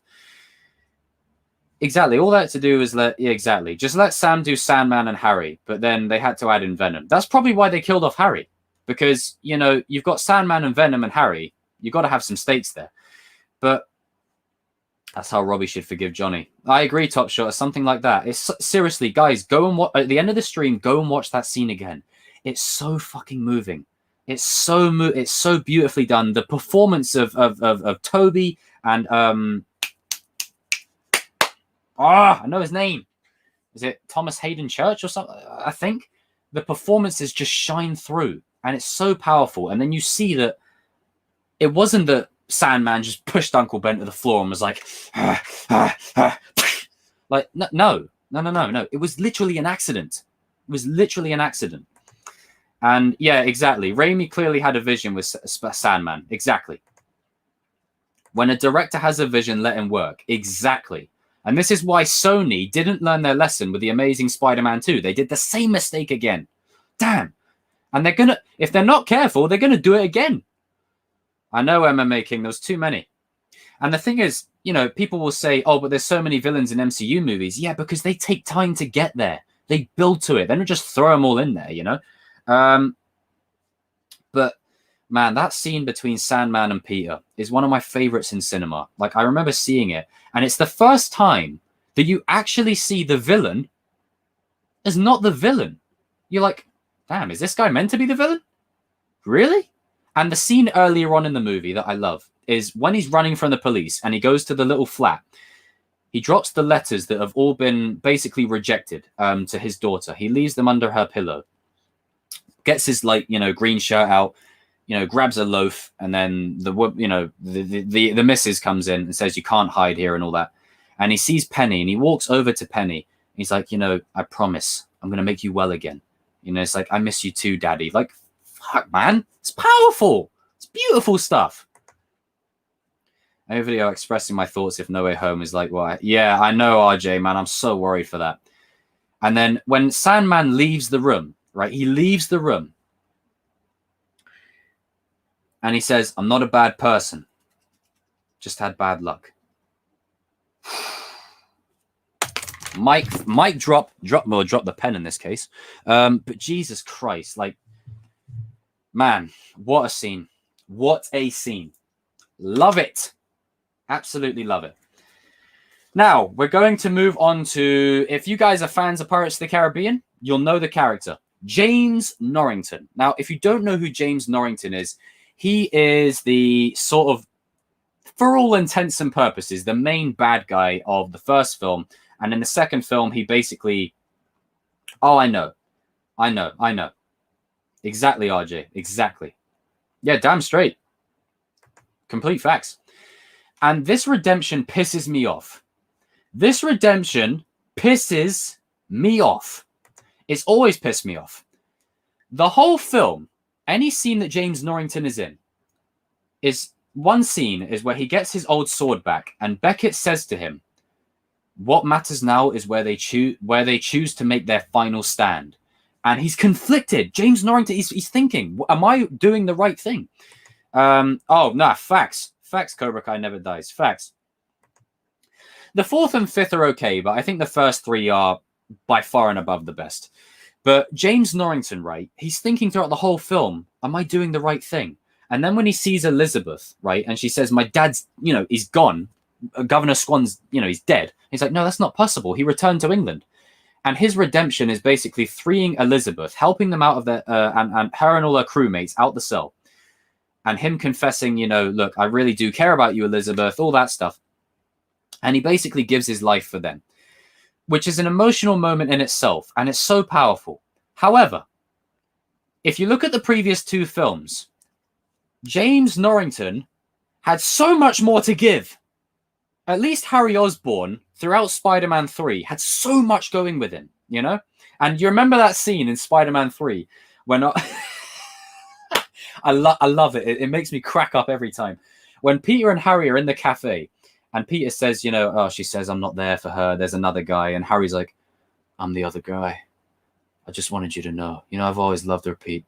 You know that. Like, he's just rubbing it in. He's just poking him. He's just prodding him like this, right? And as soon as Peter leaves, Harry just like, so good. And then he disappears as the thing goes past. I loved it. I loved it. But James Norrington's death pisses me off the most because it feels like they had nothing else to do with him. Like, they can't make him go back with Elizabeth because he's just kissed her. And obviously Will being in the picture, you get rid of the kiss. You get rid of that. You have her go with Elizabeth and you have him fight with them. And then you have him go off into the ether at the end of it, living a life in a new man. How did they miss the mark? Exactly. How's the pie? Can I warm you up, hon? So good. Davy Jones is incredible. Best villain. Well, he is. But I'd say Barbossa's the best pirate. Yeah, Davy Jones is one hell of a musician. Dun, dun, dun, dun, dun, dun, dun, dun. But it's just, it was such a waste. And I loved Jack Davenport, I think. I loved his performance as James Norrington. And I felt like there was more for him to give. There was more for him to give. Much more for him to give. But they killed him and they didn't really address it anything past that. And it felt like they killed him so then Will could get his sword back that he created for James at the end of the film from Davy Jones. But I don't know, man. It never sat right with me. It felt like a waste. It felt like James Norrington had so much more to give, especially when you watch Dead Man's Chest. James Norrington, you remember that fight on the beach, right, between James, Will, and Jack? That, for me, is my favorite duel in the whole lot. I love it because how many times do you watch movies or shows where there's multiple duelists and they fuck it up? They get it wrong. With Jack, Will, and James, all three of them are fighting each other and it's perfect. Like when Will goes to slash James, he ducks back, he grabs Will, throws him on the floor, kicks sand in his face. He's like, by your leave, Mr. Turner. And then Will gets the key. He's like, by your leave, Mr. Norrington. And then runs up. Perfect. So it's a shame that they killed him off. But James Norrington is one heck of a character. Yeah, I agree. Facts. Oh, Dermot. Yeah, man. That when he says I've done terrible things too, man. I know. But James was such a waste. Such a waste. I really wish they did more with him. Jack Sparrow is the GOAT. Yes, he is. What do you say to 3 shillings? Let me forget the name. Welcome to Port Royal, Mr. Smith. Got any with nuts? I have nuts. I can make some. Go make me some. But yeah, man, it's just a symbiote was showing how much anger Pete had deep down. Exactly. Like, here's the thing. Venom shouldn't have been in Spider-Man 3. Venom should have been in Spider-Man 4. The symbiote, I like the symbiote being in Spider-Man 3 because it ties into the theme of forgiveness and aggression and all. It works. However, Venom himself shouldn't have, like, keep the symbiote, but Venom should have been, like, teased at the end or something. No, that's okay.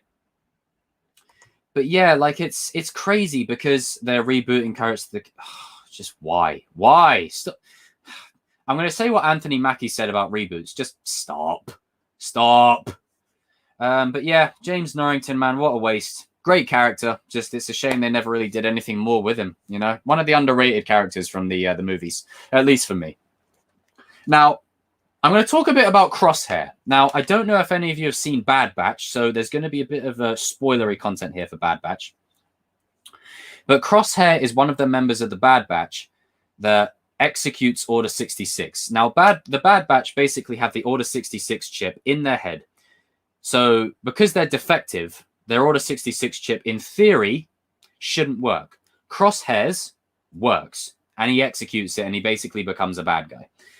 And he's quite clearly going to be the antagonist, and he's basically going to have the Winter Soldier arc of the show, at least for me. I'm going to do a video on that, talking a little bit more about that, because that one I think is more specific. I think, you know, I don't know how many of you guys have seen Bad Batch in the chat, so I'll keep that more to a separate video. I know, stop with all the reboots. Now, let's get to our boy Robbie Keane. I think we can all agree the end of Cobra Kai is going to end like this. Who are you? Robbie Lawrence.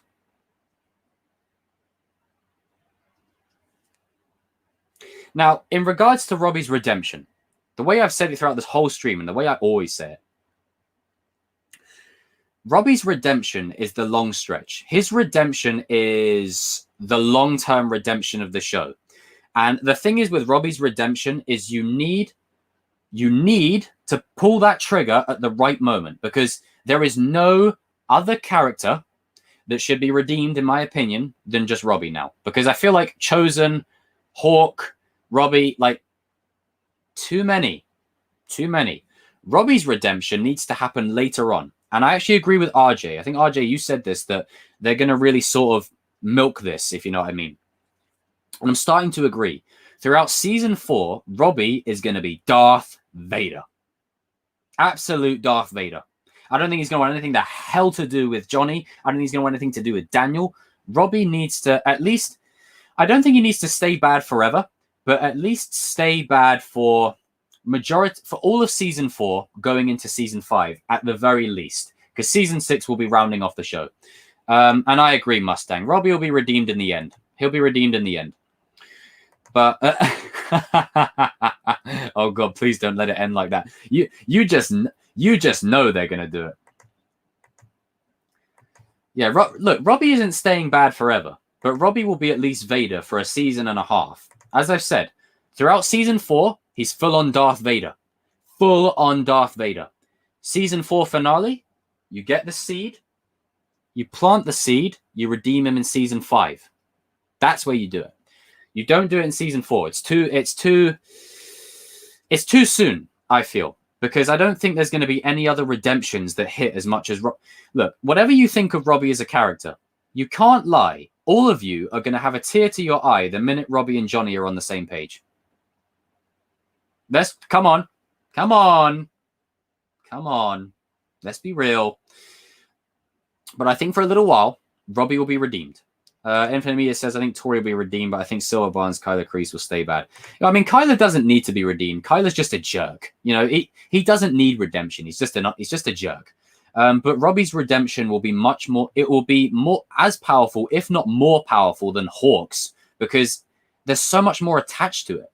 You know, there's so much more within his thing, you know, like literally, I agree, Brown, like it's going to be emotional. Seriously, if you can't tell me, it's yeah, exactly. Robbie can either be the smartest character or the dumbest. I know what you mean. He has his little mood swings. But honest to God, right? I feel like Robbie's character, the minute he redeems,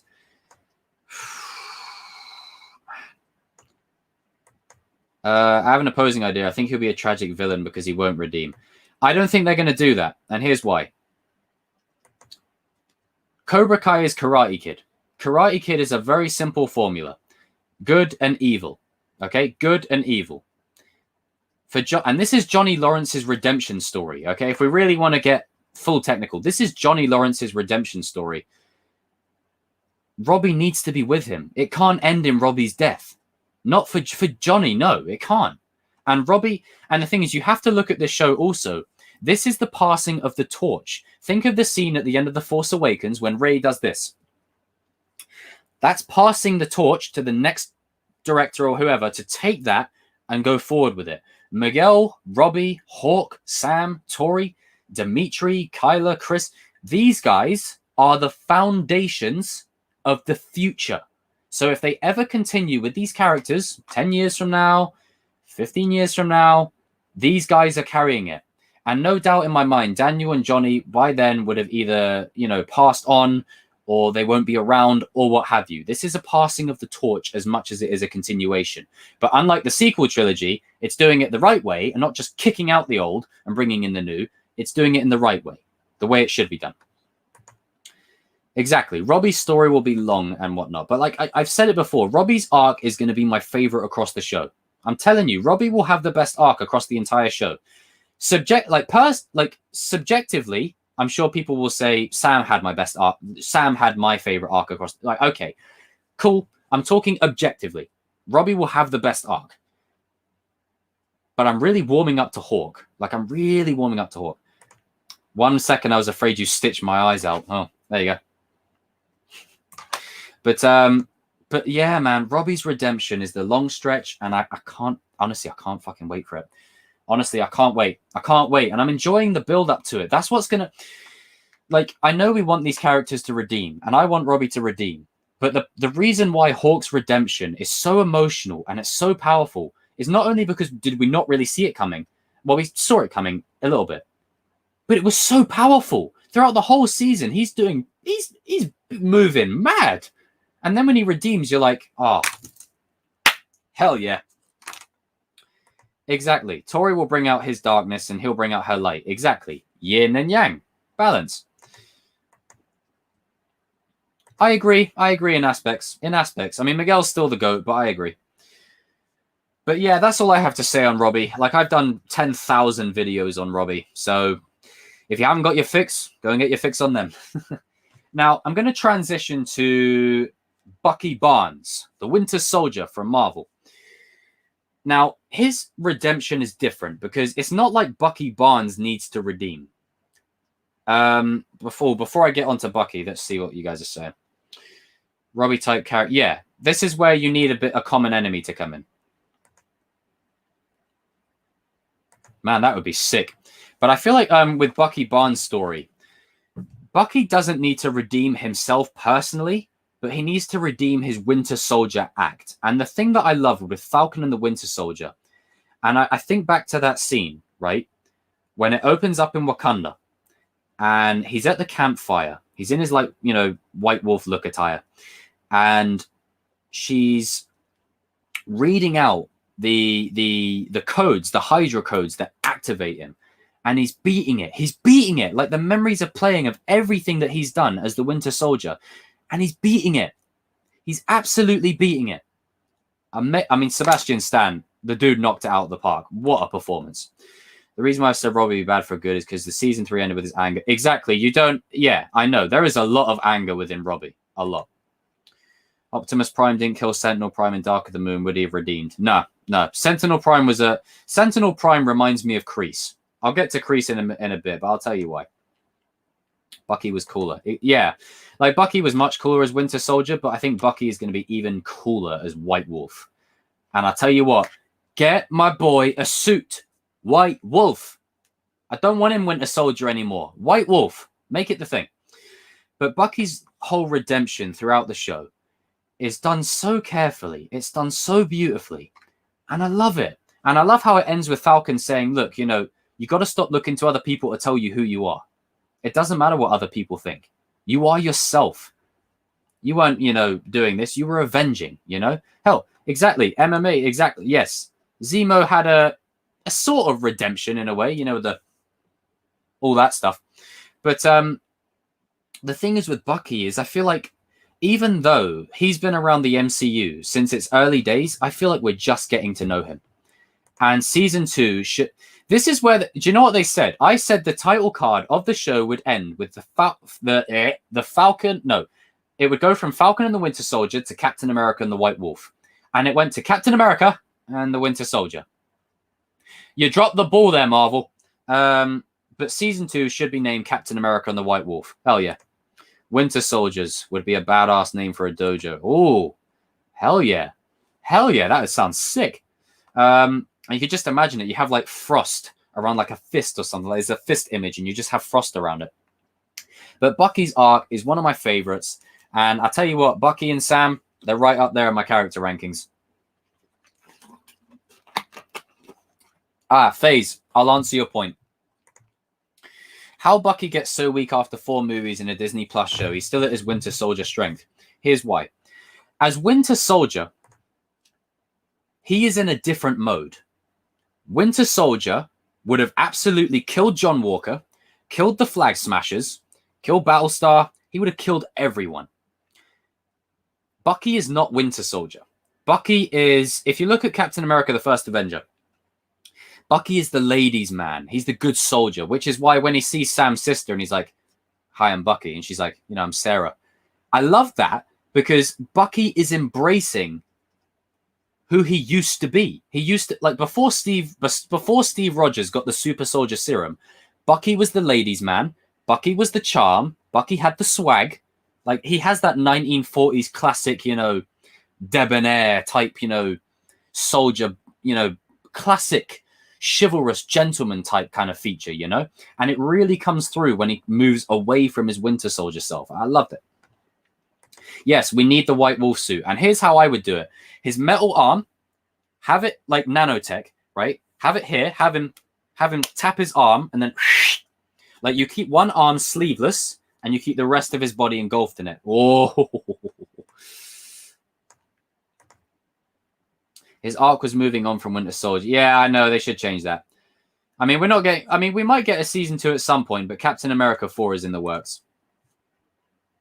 Yeah, Bucky would have I'm sorry. Bucky is Winter Soldier. He murks a lot of people. You forget, it took Iron Man, Sharon, Black Widow, and Black Panther to take him on. While they weren't in suit, I know, but you know what I mean. Same principle. The only thing I didn't like about the last episode is they didn't change the name for Bucky. I know, it should have been Captain America and the White Wolf. I agree. Iron Man transformation, White Wolf. Exactly. It's sick. I love it. I love it. And I think that's where they should have gone with it. I know, this is the thing. He's like 90. His game is on point. Literally, it's on point. I tell you, you see Sam's expressions when Bucky says, hi, Sarah. And Sam's just loved it. Loved it.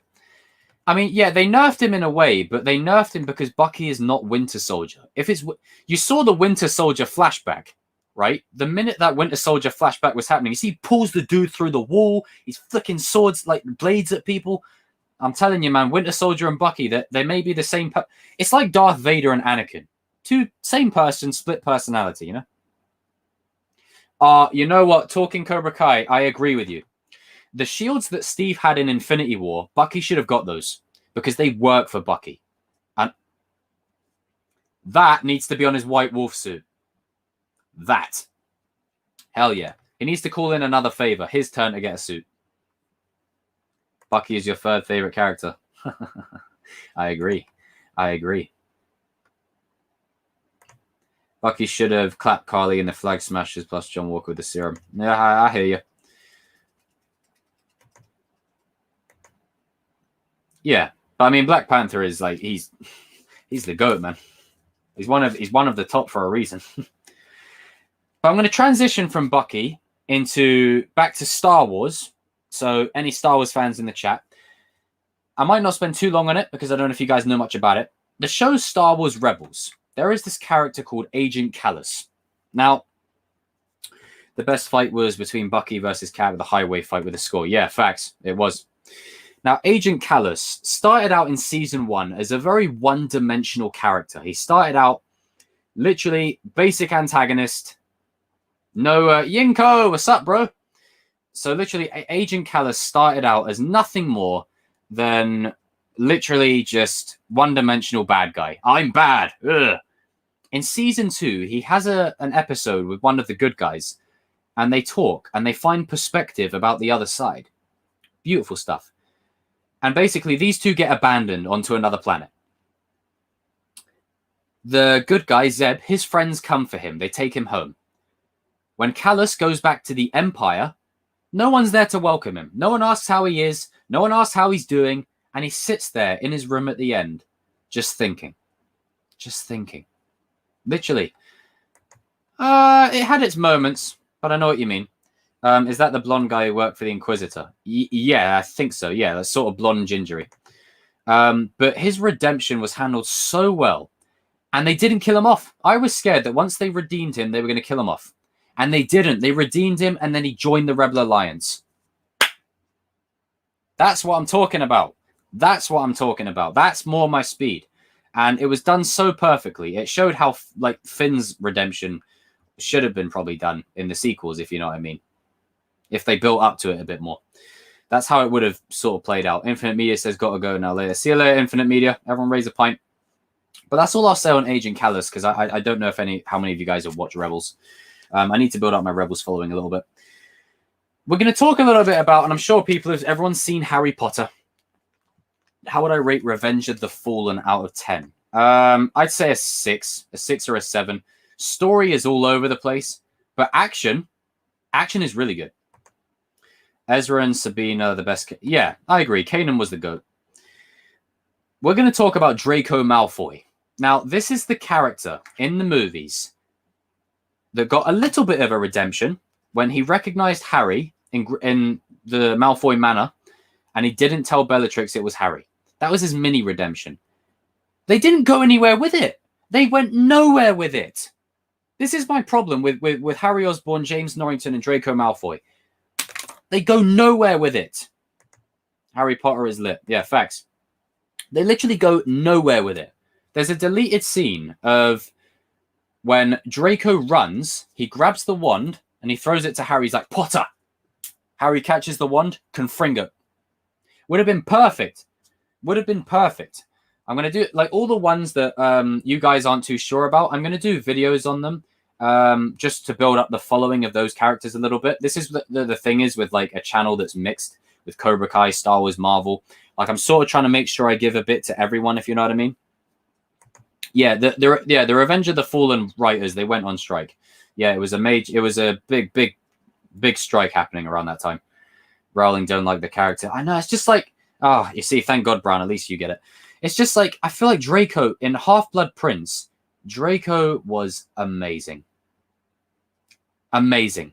There's a scene of Draco in Half-Blood Prince after Ron runs up the Tower of Lavender and then they, you know, get it on. Draco's standing on the top of the astronomy tower looking out. What does he say at the beginning of Half-Blood Prince? He says, I feel like I want to pitch myself off the astronomy tower if I have to continue for another 2 years. He's standing on the astronomy tower because he's considering suicide. Like, how did they not do more with that? Like, I love the Harry Potter movies, but how did they not do more for that? I don't know. But Draco is one of the most underrated characters in Harry Potter by a mile. Yeah, when Harry killed was laughing and then they made him come back. Yep. Best Transformers movie is Age of Extinction. I like the score and I like the fight scenes, but I'm going to say the first one was my favorite. Dark of the Moon second. He was my favorite in Harry Potter because of Half-Blood Prince. Exactly. When my wife punched... I presume you mean Hermione. Yeah, yeah. Oh, yeah. In Prisoner of Azkaban, when it's like, you know...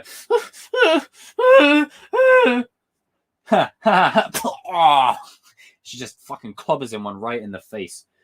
Literally just straight in the face. Right in the face. And I'll tell you what, he bloody deserved it, and all. He bloody deserved it. And the Fantastic Beasts films are good. Unpopular opinion. People may not like Draco, but you have to understand he may have been a bully and a jerk, but he didn't want to be on the dark side. Exactly. He was kind of born into that because his father was Lucius Malfoy. And look what happened to Lucius Malfoy. You see this guy strutting his shit around in Chamber of Secrets like, yeah, I'm the shit. Like, he's strutting his shit around, and then you fast forward to Deathly Hallows. This dude is literally Voldemort's bitch. Like, he's literally Voldemort's bitch. Absolute facts.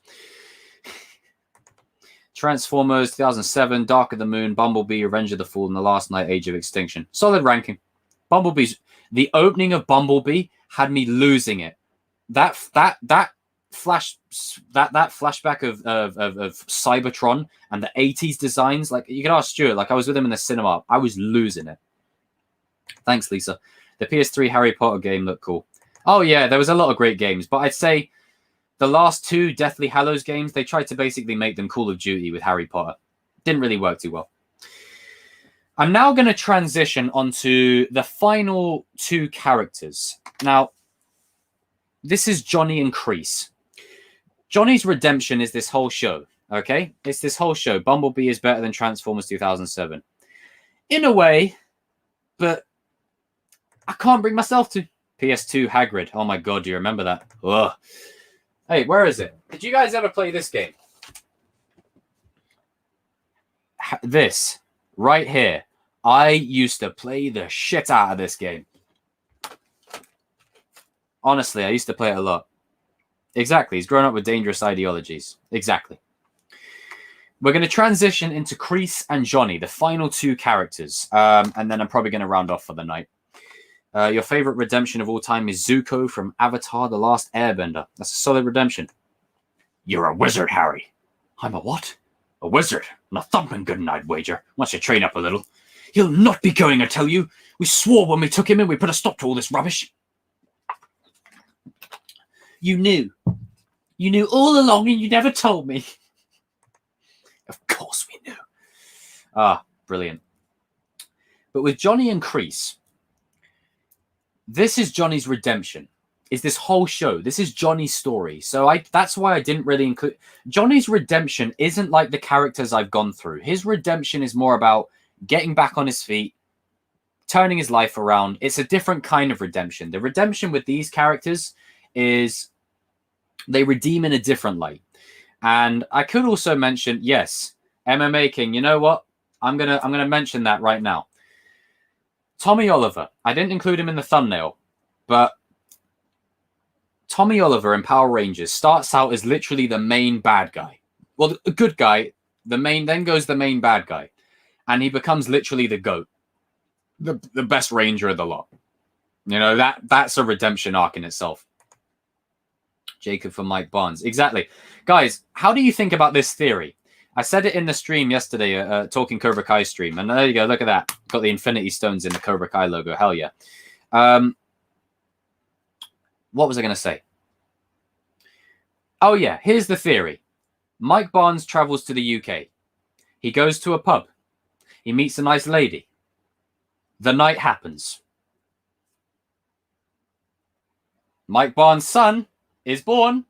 And then, when you bring Mike Barnes in, you bring Mike Barnes' son over from London to Cobra Kai. English badass in Cobra Kai. Just saying. I see. I don't want to sway anyone. I'm just throwing it out there. I'm just putting it out there. You know. I'm just putting it in the ether. Ta-da! There you go. Look, you know, since we were on the topic of Harry Potter a minute ago, Expelliarmus. Dobby's so annoying. You laugh when Dobby died. Have you got no soul? Hey, listen. What did Dimitri say to Hawk? We watched every Harry Potter movie together. And he bawled like a baby when Dobby died. Deathstroke from Arrow. That's a good point. Yeah, Deathstroke.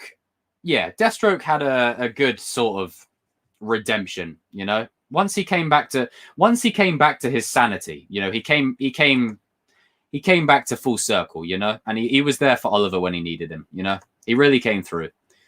He really came through. Could I do an American accent for a whole season? Jesus Christ. I don't know, you know, it would take its toll on me. Top 5 things to do in England. I can't wait to see this. But literally, like, you know how, like, Andrew Lincoln on The Walking Dead plays Rick Grimes? That's why he always goes, Coral! Coral! And his English accent comes through, even though I'm not in charge anymore. Tommy is the GOAT. Yep, Tommy is the GOAT. In regards to, I'm going to let Showell put his little top 5 things in there. In regards to Kreese redeeming, I think Kreese, and as much as I've said it before, Yeah, Andrew Lincoln deserves an Emmy. What an actor, man. I'd love to work with him. As much as I've said it before, I don't like it when characters that get redeemed get killed off. But I feel like with Kreese, that's the only way. Because Kreese is not the character that rides off into the sunset. He doesn't. He doesn't have the Ben Solo excuse where he can go and retire on an island. He doesn't have the Harry Osborn excuse where he can go and be better for his life. This is a guy who's been damaged by war. He's been damaged. He's still living in the war. He's still there. His head's still in Vietnam. He still thinks the war is going on. He still thinks this war is continuing. And for me, there's a character in the Clone Wars, Star Wars Clone Wars, called Fives. Fives dies and he says, the nightmare is finally over. Something like that for Kreese. Something like that, where he's literally going to die a soldier's death. I think he has to go out as a soldier. Dark Low. $4.99 super chat. Everyone, you know the drill. Can you do me a favor? Can you raise a pint to Dark Lol in the chat here? Dark Lol says, I think Kreese just dies, redeemed or not. Exactly. Kreese is in the position where, and thank you for the $4.99. I really appreciate that. Thank you. Thank you. Tell you what, it's not a pint, but I'm going to raise my Highland Spring. That's it. Get all the beers in there. Get all the beers in there. That's it. Hell yeah. Thank you once again for the $4.99. I really appreciate that. Like anytime when someone donates to me, like it hits here, you know, because I just enjoy talking to you guys in the chat, you know. So I really appreciate that. I really do. Thank you. You're the GOAT. But I'm with you. I'm with you. You're watching Revenge of the Sith for the first time like a year or so. Good stuff. I'll read your list. All right, let's read Ben Chilwell's list. Then I'll Ben Chilwell. I say it like it's actually Ben Chilwell. Top 5 things to do in England. Take a train to Scotland. Number 1. Go to Edinburgh. Drink in the pub. Go to Glasgow. Go to Ibrox. Where is that? What is that? What is that? Comment what that is. But yeah, Darklaw, I think you're right. I think Kreese will die regardless if he redeems or not. Talking COBRA, Kreese should not be redeemed in your opinion. You know what? That's fair. And this is the thing.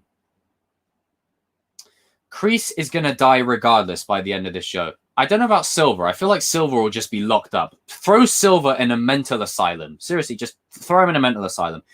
Kreese, on the other hand, I feel like Kreese is one that has to go out with... He has to die a soldier's death.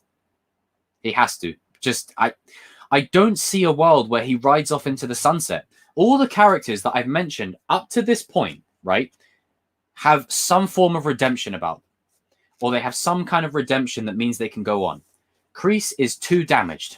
He's too damaged by his experiences in the war. He's too broken. I just don't see a world. I don't see a world. He might save Robbie or he might save Tori, but I don't see him ending in Sunshine and Daisies for him. Best Transformers villain for me is Lockdown. I can see why you say that. Lockdown is badass. I mean, put it this way. As soon as Lockdown enters the scene, Galvatron skirts out of there. Yeah, Silver needs... Yeah, Silver needs help. People ship Harry with Hagrid. Oh, God. Shipping communities. Oh, dear. Kreese will be arrested. Oh, that could work. That could work. That could work. They need to do it in the convincing way, though. Otherwise, the show will have to continue. Thomas Ian Griffith could have played the Joker. I think he would have done a great job. But the problem is with Thomas Ian Griffith is he's like 6'4". Like, the dude's a giant. He's tall. Kreese is like Lucius Malfoy and Terry is like Bellatrix. Maybe the show ends with him going to therapy. I know. You agree. But yeah, I don't see a world where Kreese lives. I really don't. I feel like Kreese is just one of them characters where he's going to end up dying by the end of the show. Notice Megatron gets weaker as the Bayverse progresses. Yeah, significantly. Look at how strong that dude is in the first Transformers film. Oh, you know the scene when he wakes up from cryo sleep. Oh, right, when the cryo is melting and he's like, I am Megatron. And oh, powerful. And I tell you what, when the Battle of Chicago starts happening, not Chicago, the Battle of wherever they're at, I forgot what place it is, but when the battle starts happening and they're fighting Brawl, they're fighting Blackout, and they're basically just fighting the Decepticons. The minute Megatron enters the scene, Jazz is like, right, all of you got to get out of here now. That was how intimidating he was. You don't shit Ron and Hermione. Ooh, controversial. Luke and Leo's ships. Oh my god. I don't understand the timeline anymore. Well, the Transformers movies. Yeah, it's all over the gaff. Look, I mean, look, the thing is with the Transformers movies, the original intention, right? And this isn't subjective. This is the original intention. Allspark comes to Earth. Megatron comes to get the Allspark. The Autobots come to get the Allspark before Megatron wakes up. That was the original intention. Now, the original intention was that the Fallen had this Energon machine there. Then you had Sentinel Prime with Space Bridge pillars. Then you had Lockdown and the basically the Quintessons farming the planet. Then you have basically the Autobots helping people throughout the history against the Nazis and whatever. It's like, that's not the original intention. The meeting in the first film was the first time humans interacted with Autobots. Like, they just keep, or Decepticons, they just keep changing the law. Snape was like Cobra Kai Season 3 Johnny. Snape is one of the best characters in Harry Potter. I love what they did with him. If Kreese dies, how do you think it will happen? As I said, I think Kreese will get that traditional Hollywood death. I think he's going to get one, literally death by Cobra. Like, I could see it being something as simple as that Cobra in that dojo. Like, ever since he was above the snake pit, something about that tells me that Kreese is destined to die, but you live by the snake, you die by the snake. He's now got one in his dojo. Convenient, maybe a bit unbelievable. It could play a role, but I feel like Kreese will die by saving someone. You know, Kreese will die by maybe taking the hit for someone or something like that. You still don't like Snape? Expelliarmus! Expecto Patronum! Unbelievable. I know, like, literally, that snake, there's got to be something to that other than just having a cool pet in the background. But, I mean, one Cobra is not going to kill Kreese, so it's got to be more believable than that. But I don't know. Like, literally, it is honestly, it's so hard to call. I'm going to round off in about 7.5 minutes, guys. So you get 2 hours of Chosen Live, number 22, one of my best streams ever. And I can't, you know, I'm sure many of you will probably be rewatching tomorrow because I know some of you guys like to rewatch my streams and stuff. And I really appreciate that. It means the world. Even the guys that I know shouting you out, I know who you are. So yeah, you know, this has been great. This has been great. So I'm just going to spend the next 7 minutes just talking to you guys in the chat, answering what you have to ask me, and we can just talk anything. We can talk anything. You didn't really like Snape till the end. You cry at the end of the film. It's such an emotional scene. It's an emotional scene. It's so powerful. You see, look, Brown, I'm hurt. I'm hurting. The same as RJ, man. We're hurting over here. Dimitri needs to slap Tori for forcing his bet. Damn. But there is more snakes. Remember when Robbie stole it? The first snake that they had, they used it. They put in Daniel's dealership. And the second snake was the one they got later on in the season. Oh, cheers, Lisa. You want to see Robbie kill Kreese? Robbie. Well, Robbie takes the hit. Ooh. Yeah, Snape cared for him. He did. He had a very, how shall I put it? Different way of showing it, if you know what I mean. Fucking hell. Shout out to the 22 people in stream. You guys are sick. I want to see how many likes my current stream is at over here. One sec, guys. One sec. Be right back. Just got to check it. Why's my computer pissing around? But I love what they did with Snape. It was so unexpected. Like, you just thought he was a one-dimensional character, but then you see, like, the flashbacks with him and Lily, and you just think, man, fuck, man. That even though she got with James and she lived a life with another dude, he still cared for her right until the end. If that ain't something, I don't know what is. 30 likes is a sick. Hell yeah. If you guys haven't liked the stream, make sure you go and smash that like button. Oh, Brown. You see, normally when people spark controversy against me and RJ there, it's usually to do with Sam and stuff, but you've done it with Snape.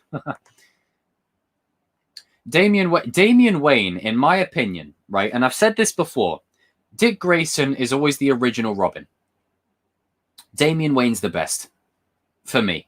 Damian Wayne is Robin to a T, because Dick Grayson, his best moment is Nightwing. I love him as Nightwing. Jason Todd, Red Hood. Damian Wayne, Robin. Like the next in line, you know what I mean? Like I think you might agree with me on that, bro. I think you might agree with me on that. That Damian Wayne is slept on. Damian Wayne for me is the best Robin. Like I've really taken a shine to Damian Wayne in recent years, and especially his fighting style with the sword and the hell yeah. Because Jason Todd, I love him as Red Hood, and I love Dick Grayson as Nightwing. But Damian Wayne, man, Damian Wayne is a badass Robin. Hell yeah, he is. People call him whiny. I see why they say that, but he's a kid. You know, most of the time he's a kid or a teenager or a young adult. If Robbie kills Kreese, it would have to be self-defense. Otherwise, it's juvie all over again. Juvie. Even if it's self-defense, he's going to jail. So I don't know. I don't know how I'd feel about Robbie taking him out, but Kreese is going to die some way, shape, or form by the end. And normally I'd be worried. This is where a plan comes in. And I'm looking at the sequel trilogy. Hang on, let me just... Hang on one sec. This is where I'd be worried. If they didn't know what they were doing with Kreese, or how they were going to write him out, I would be worried. But they have a 6-season plan. They know where they're going. So I'm at ease, you know?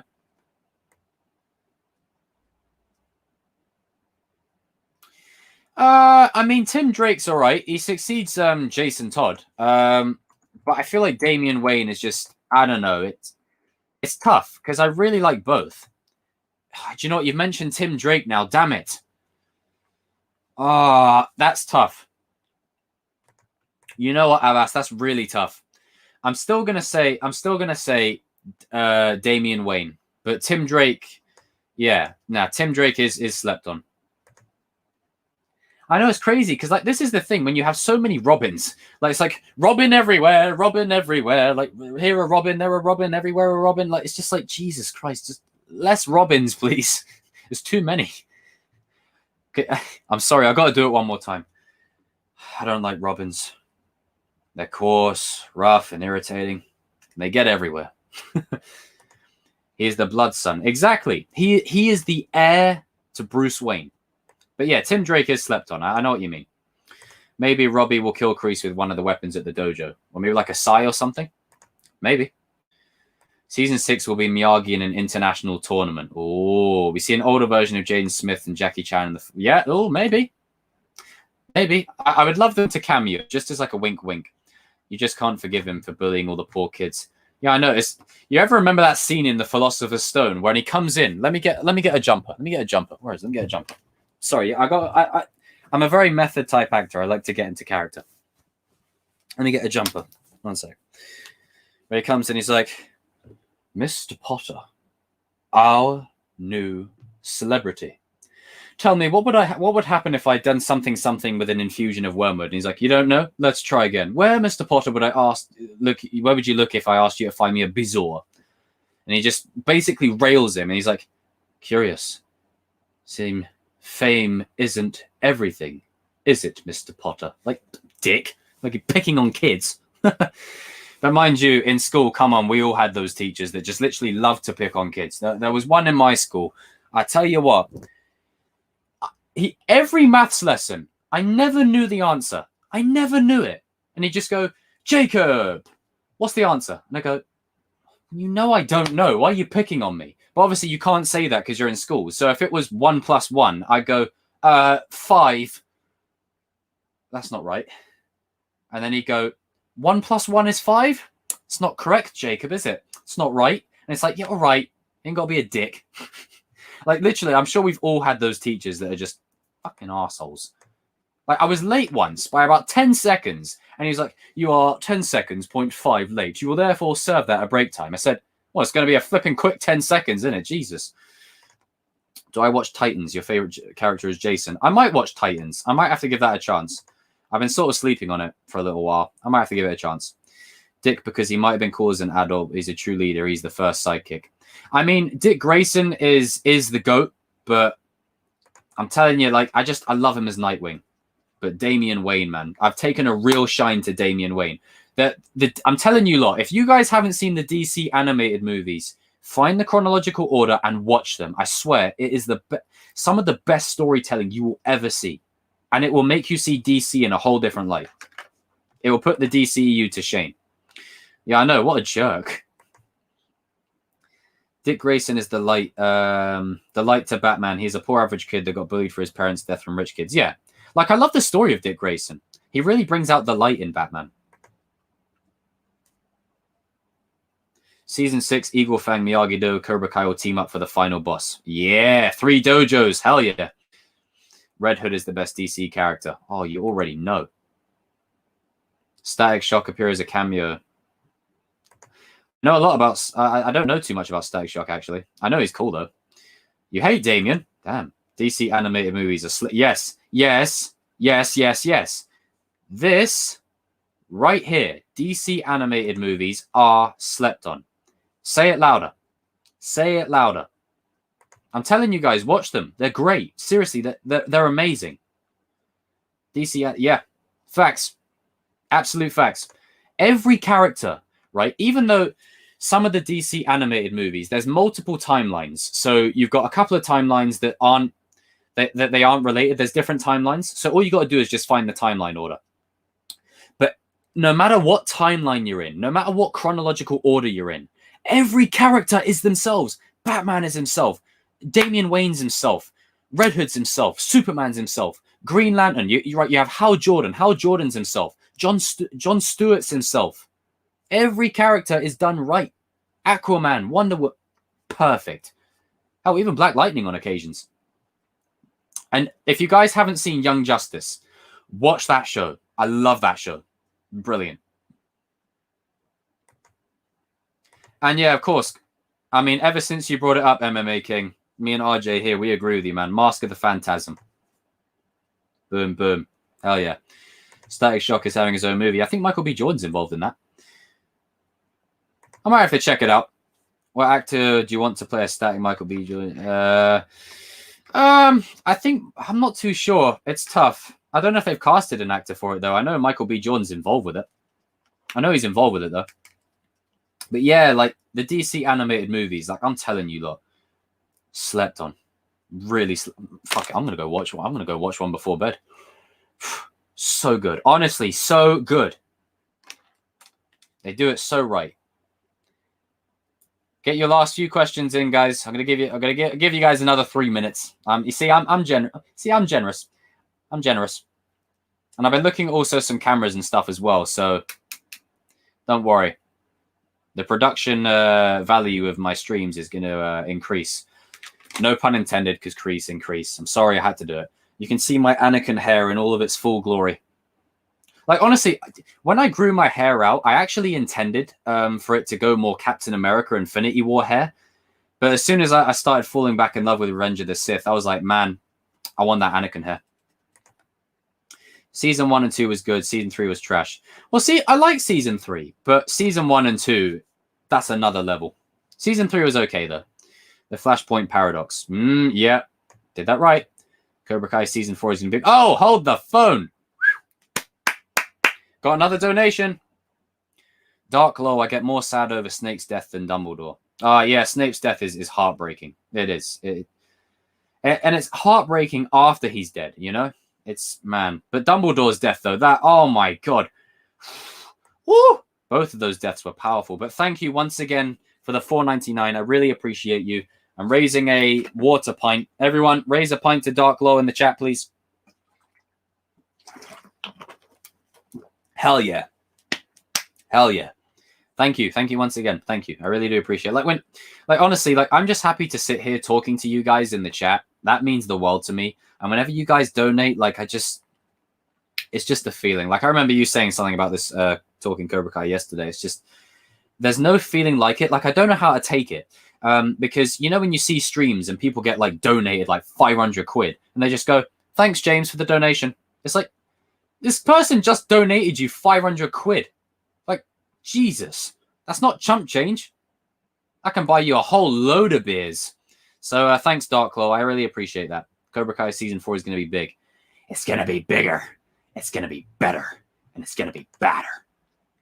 Under the Red Hood is my favorite. I love that. The scene that sticks out to me is when Red Hood, right, or Jason Todd, he has the gun to Joker. And he's like, you know, you do it or I will. And Batman says, look, you don't think I've wanted to kill him? I've wanted to kill him for everything he's done, for all the people that he's hurt. But the minute I kill him, the Joker wins. Oh! I love it. No, I love it. I love it. Because it's basically when Bruce and Jason are facing opposite each other, Batman's whole ideology is, I don't kill. I won't kill. And Red Hood has gone the Punisher route of, you need to do it. You have to. It's the only way. It's like in Daredevil Season 2 when Punisher came into the mix. Punisher was like, you know, you hit them, they get back up. I hit them, they stay down.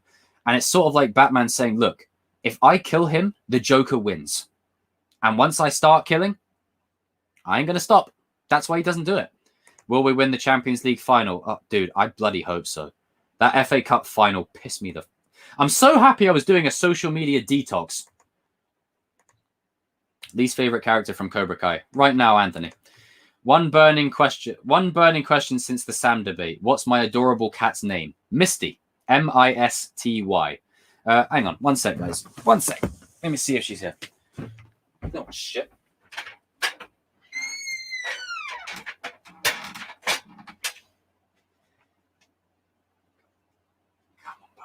Come on, Bubba.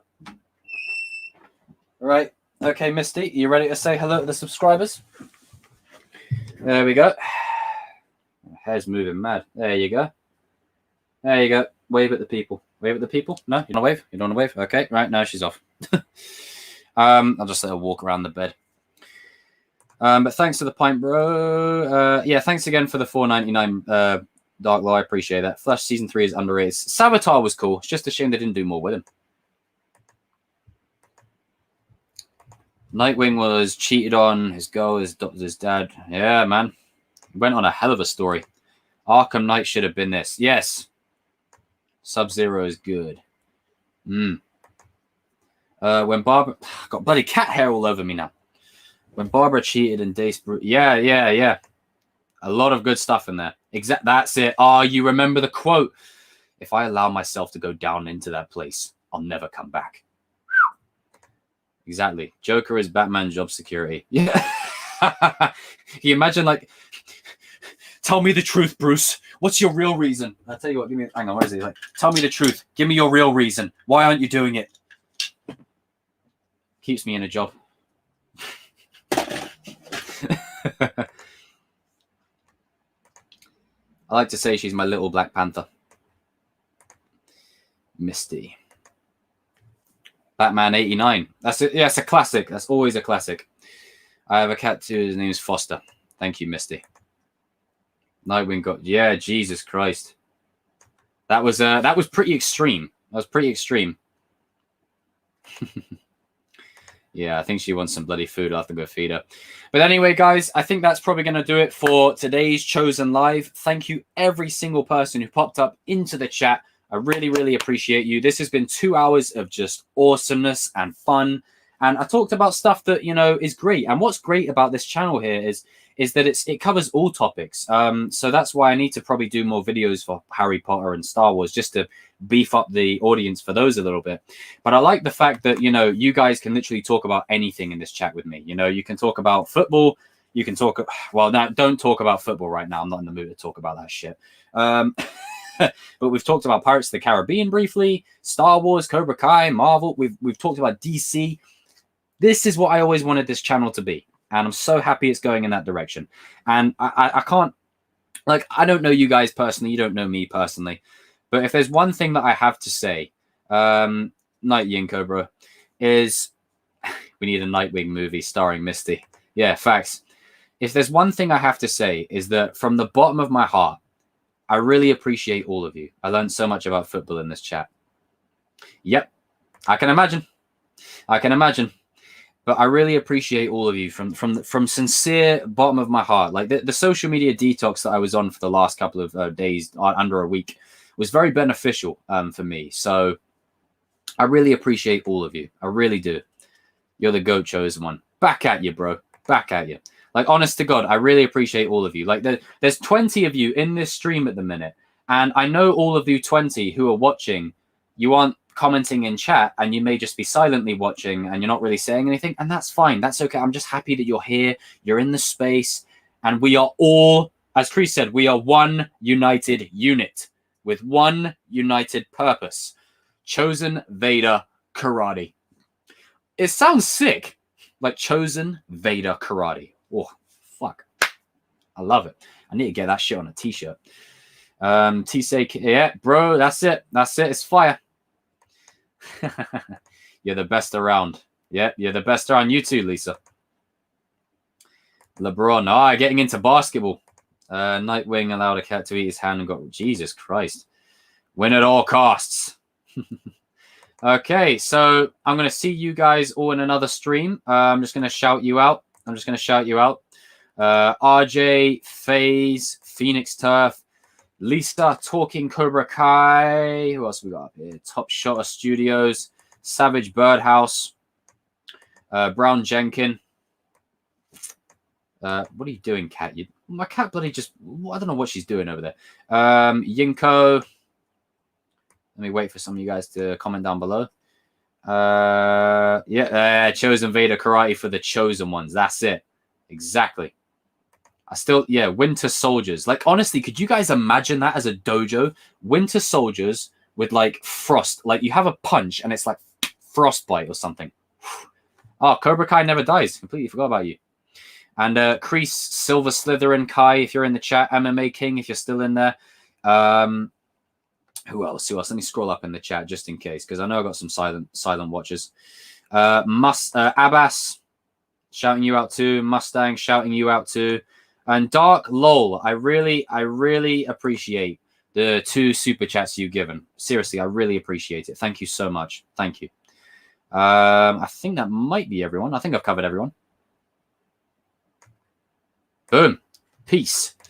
Okay, guys, I will see you all in another Chosen Live this time next week. I'm not sure what the topic will be for that, but I'll figure it out. Chosen one always does. And yeah, I say goodnight. Misty says goodnight, and I will see you all in another video soon. Chosen Vader Karate, you're dismissed. The Chosen GOAT. May the Force be with you all. And I need my bloody... I haven't got it. I haven't got it. I'll tell you what, just before I end, one sec. Just before I end, 1 second.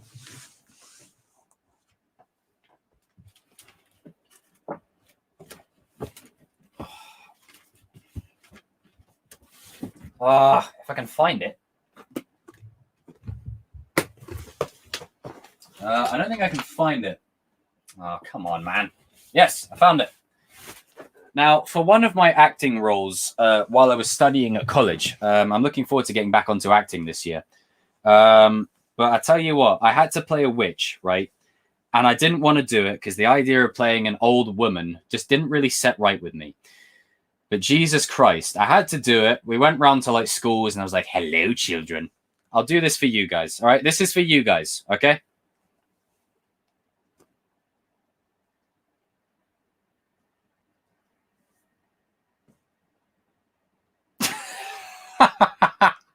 Fucking hell, mate. Like, even the bow. Like, the bow's broken. I had this little bow here. I had a magic wand. Tristan, what's up? Tristan literally comes back at the moment I'm making a clown of myself. I had green makeup. I had bloody fucking lipstick, eyeliner, everything. And I tell you what, after we did the performance, it took so long to get it. Look, you can actually look. You can see the green. Where is it? Can't find the fucking shit.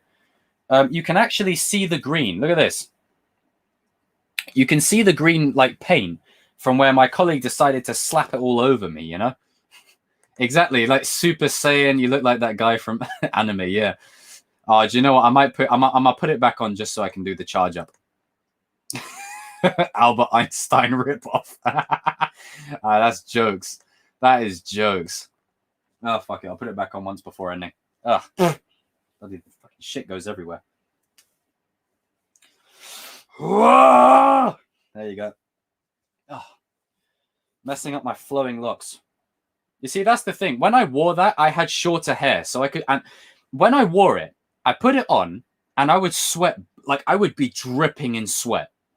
I'm not even joking. I was dripping in sweat. If I wore that now, it would just be like if I lift it up, right? If I lift the wig up, just water everywhere.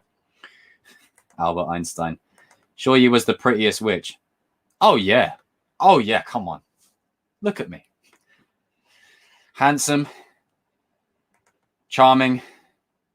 Over 9,000. All of the above. Anyway, I'm going to leave you guys with that. I like to provide you a nice little. You see, this is what I like. Is I like a space to express myself a little bit. And I tell you what, playing a witch, Jesus Christ, in my first Super Saiyan form. I tell you what, I will see you guys in another stream soon. Chosen Vader Karate, you're dismissed. And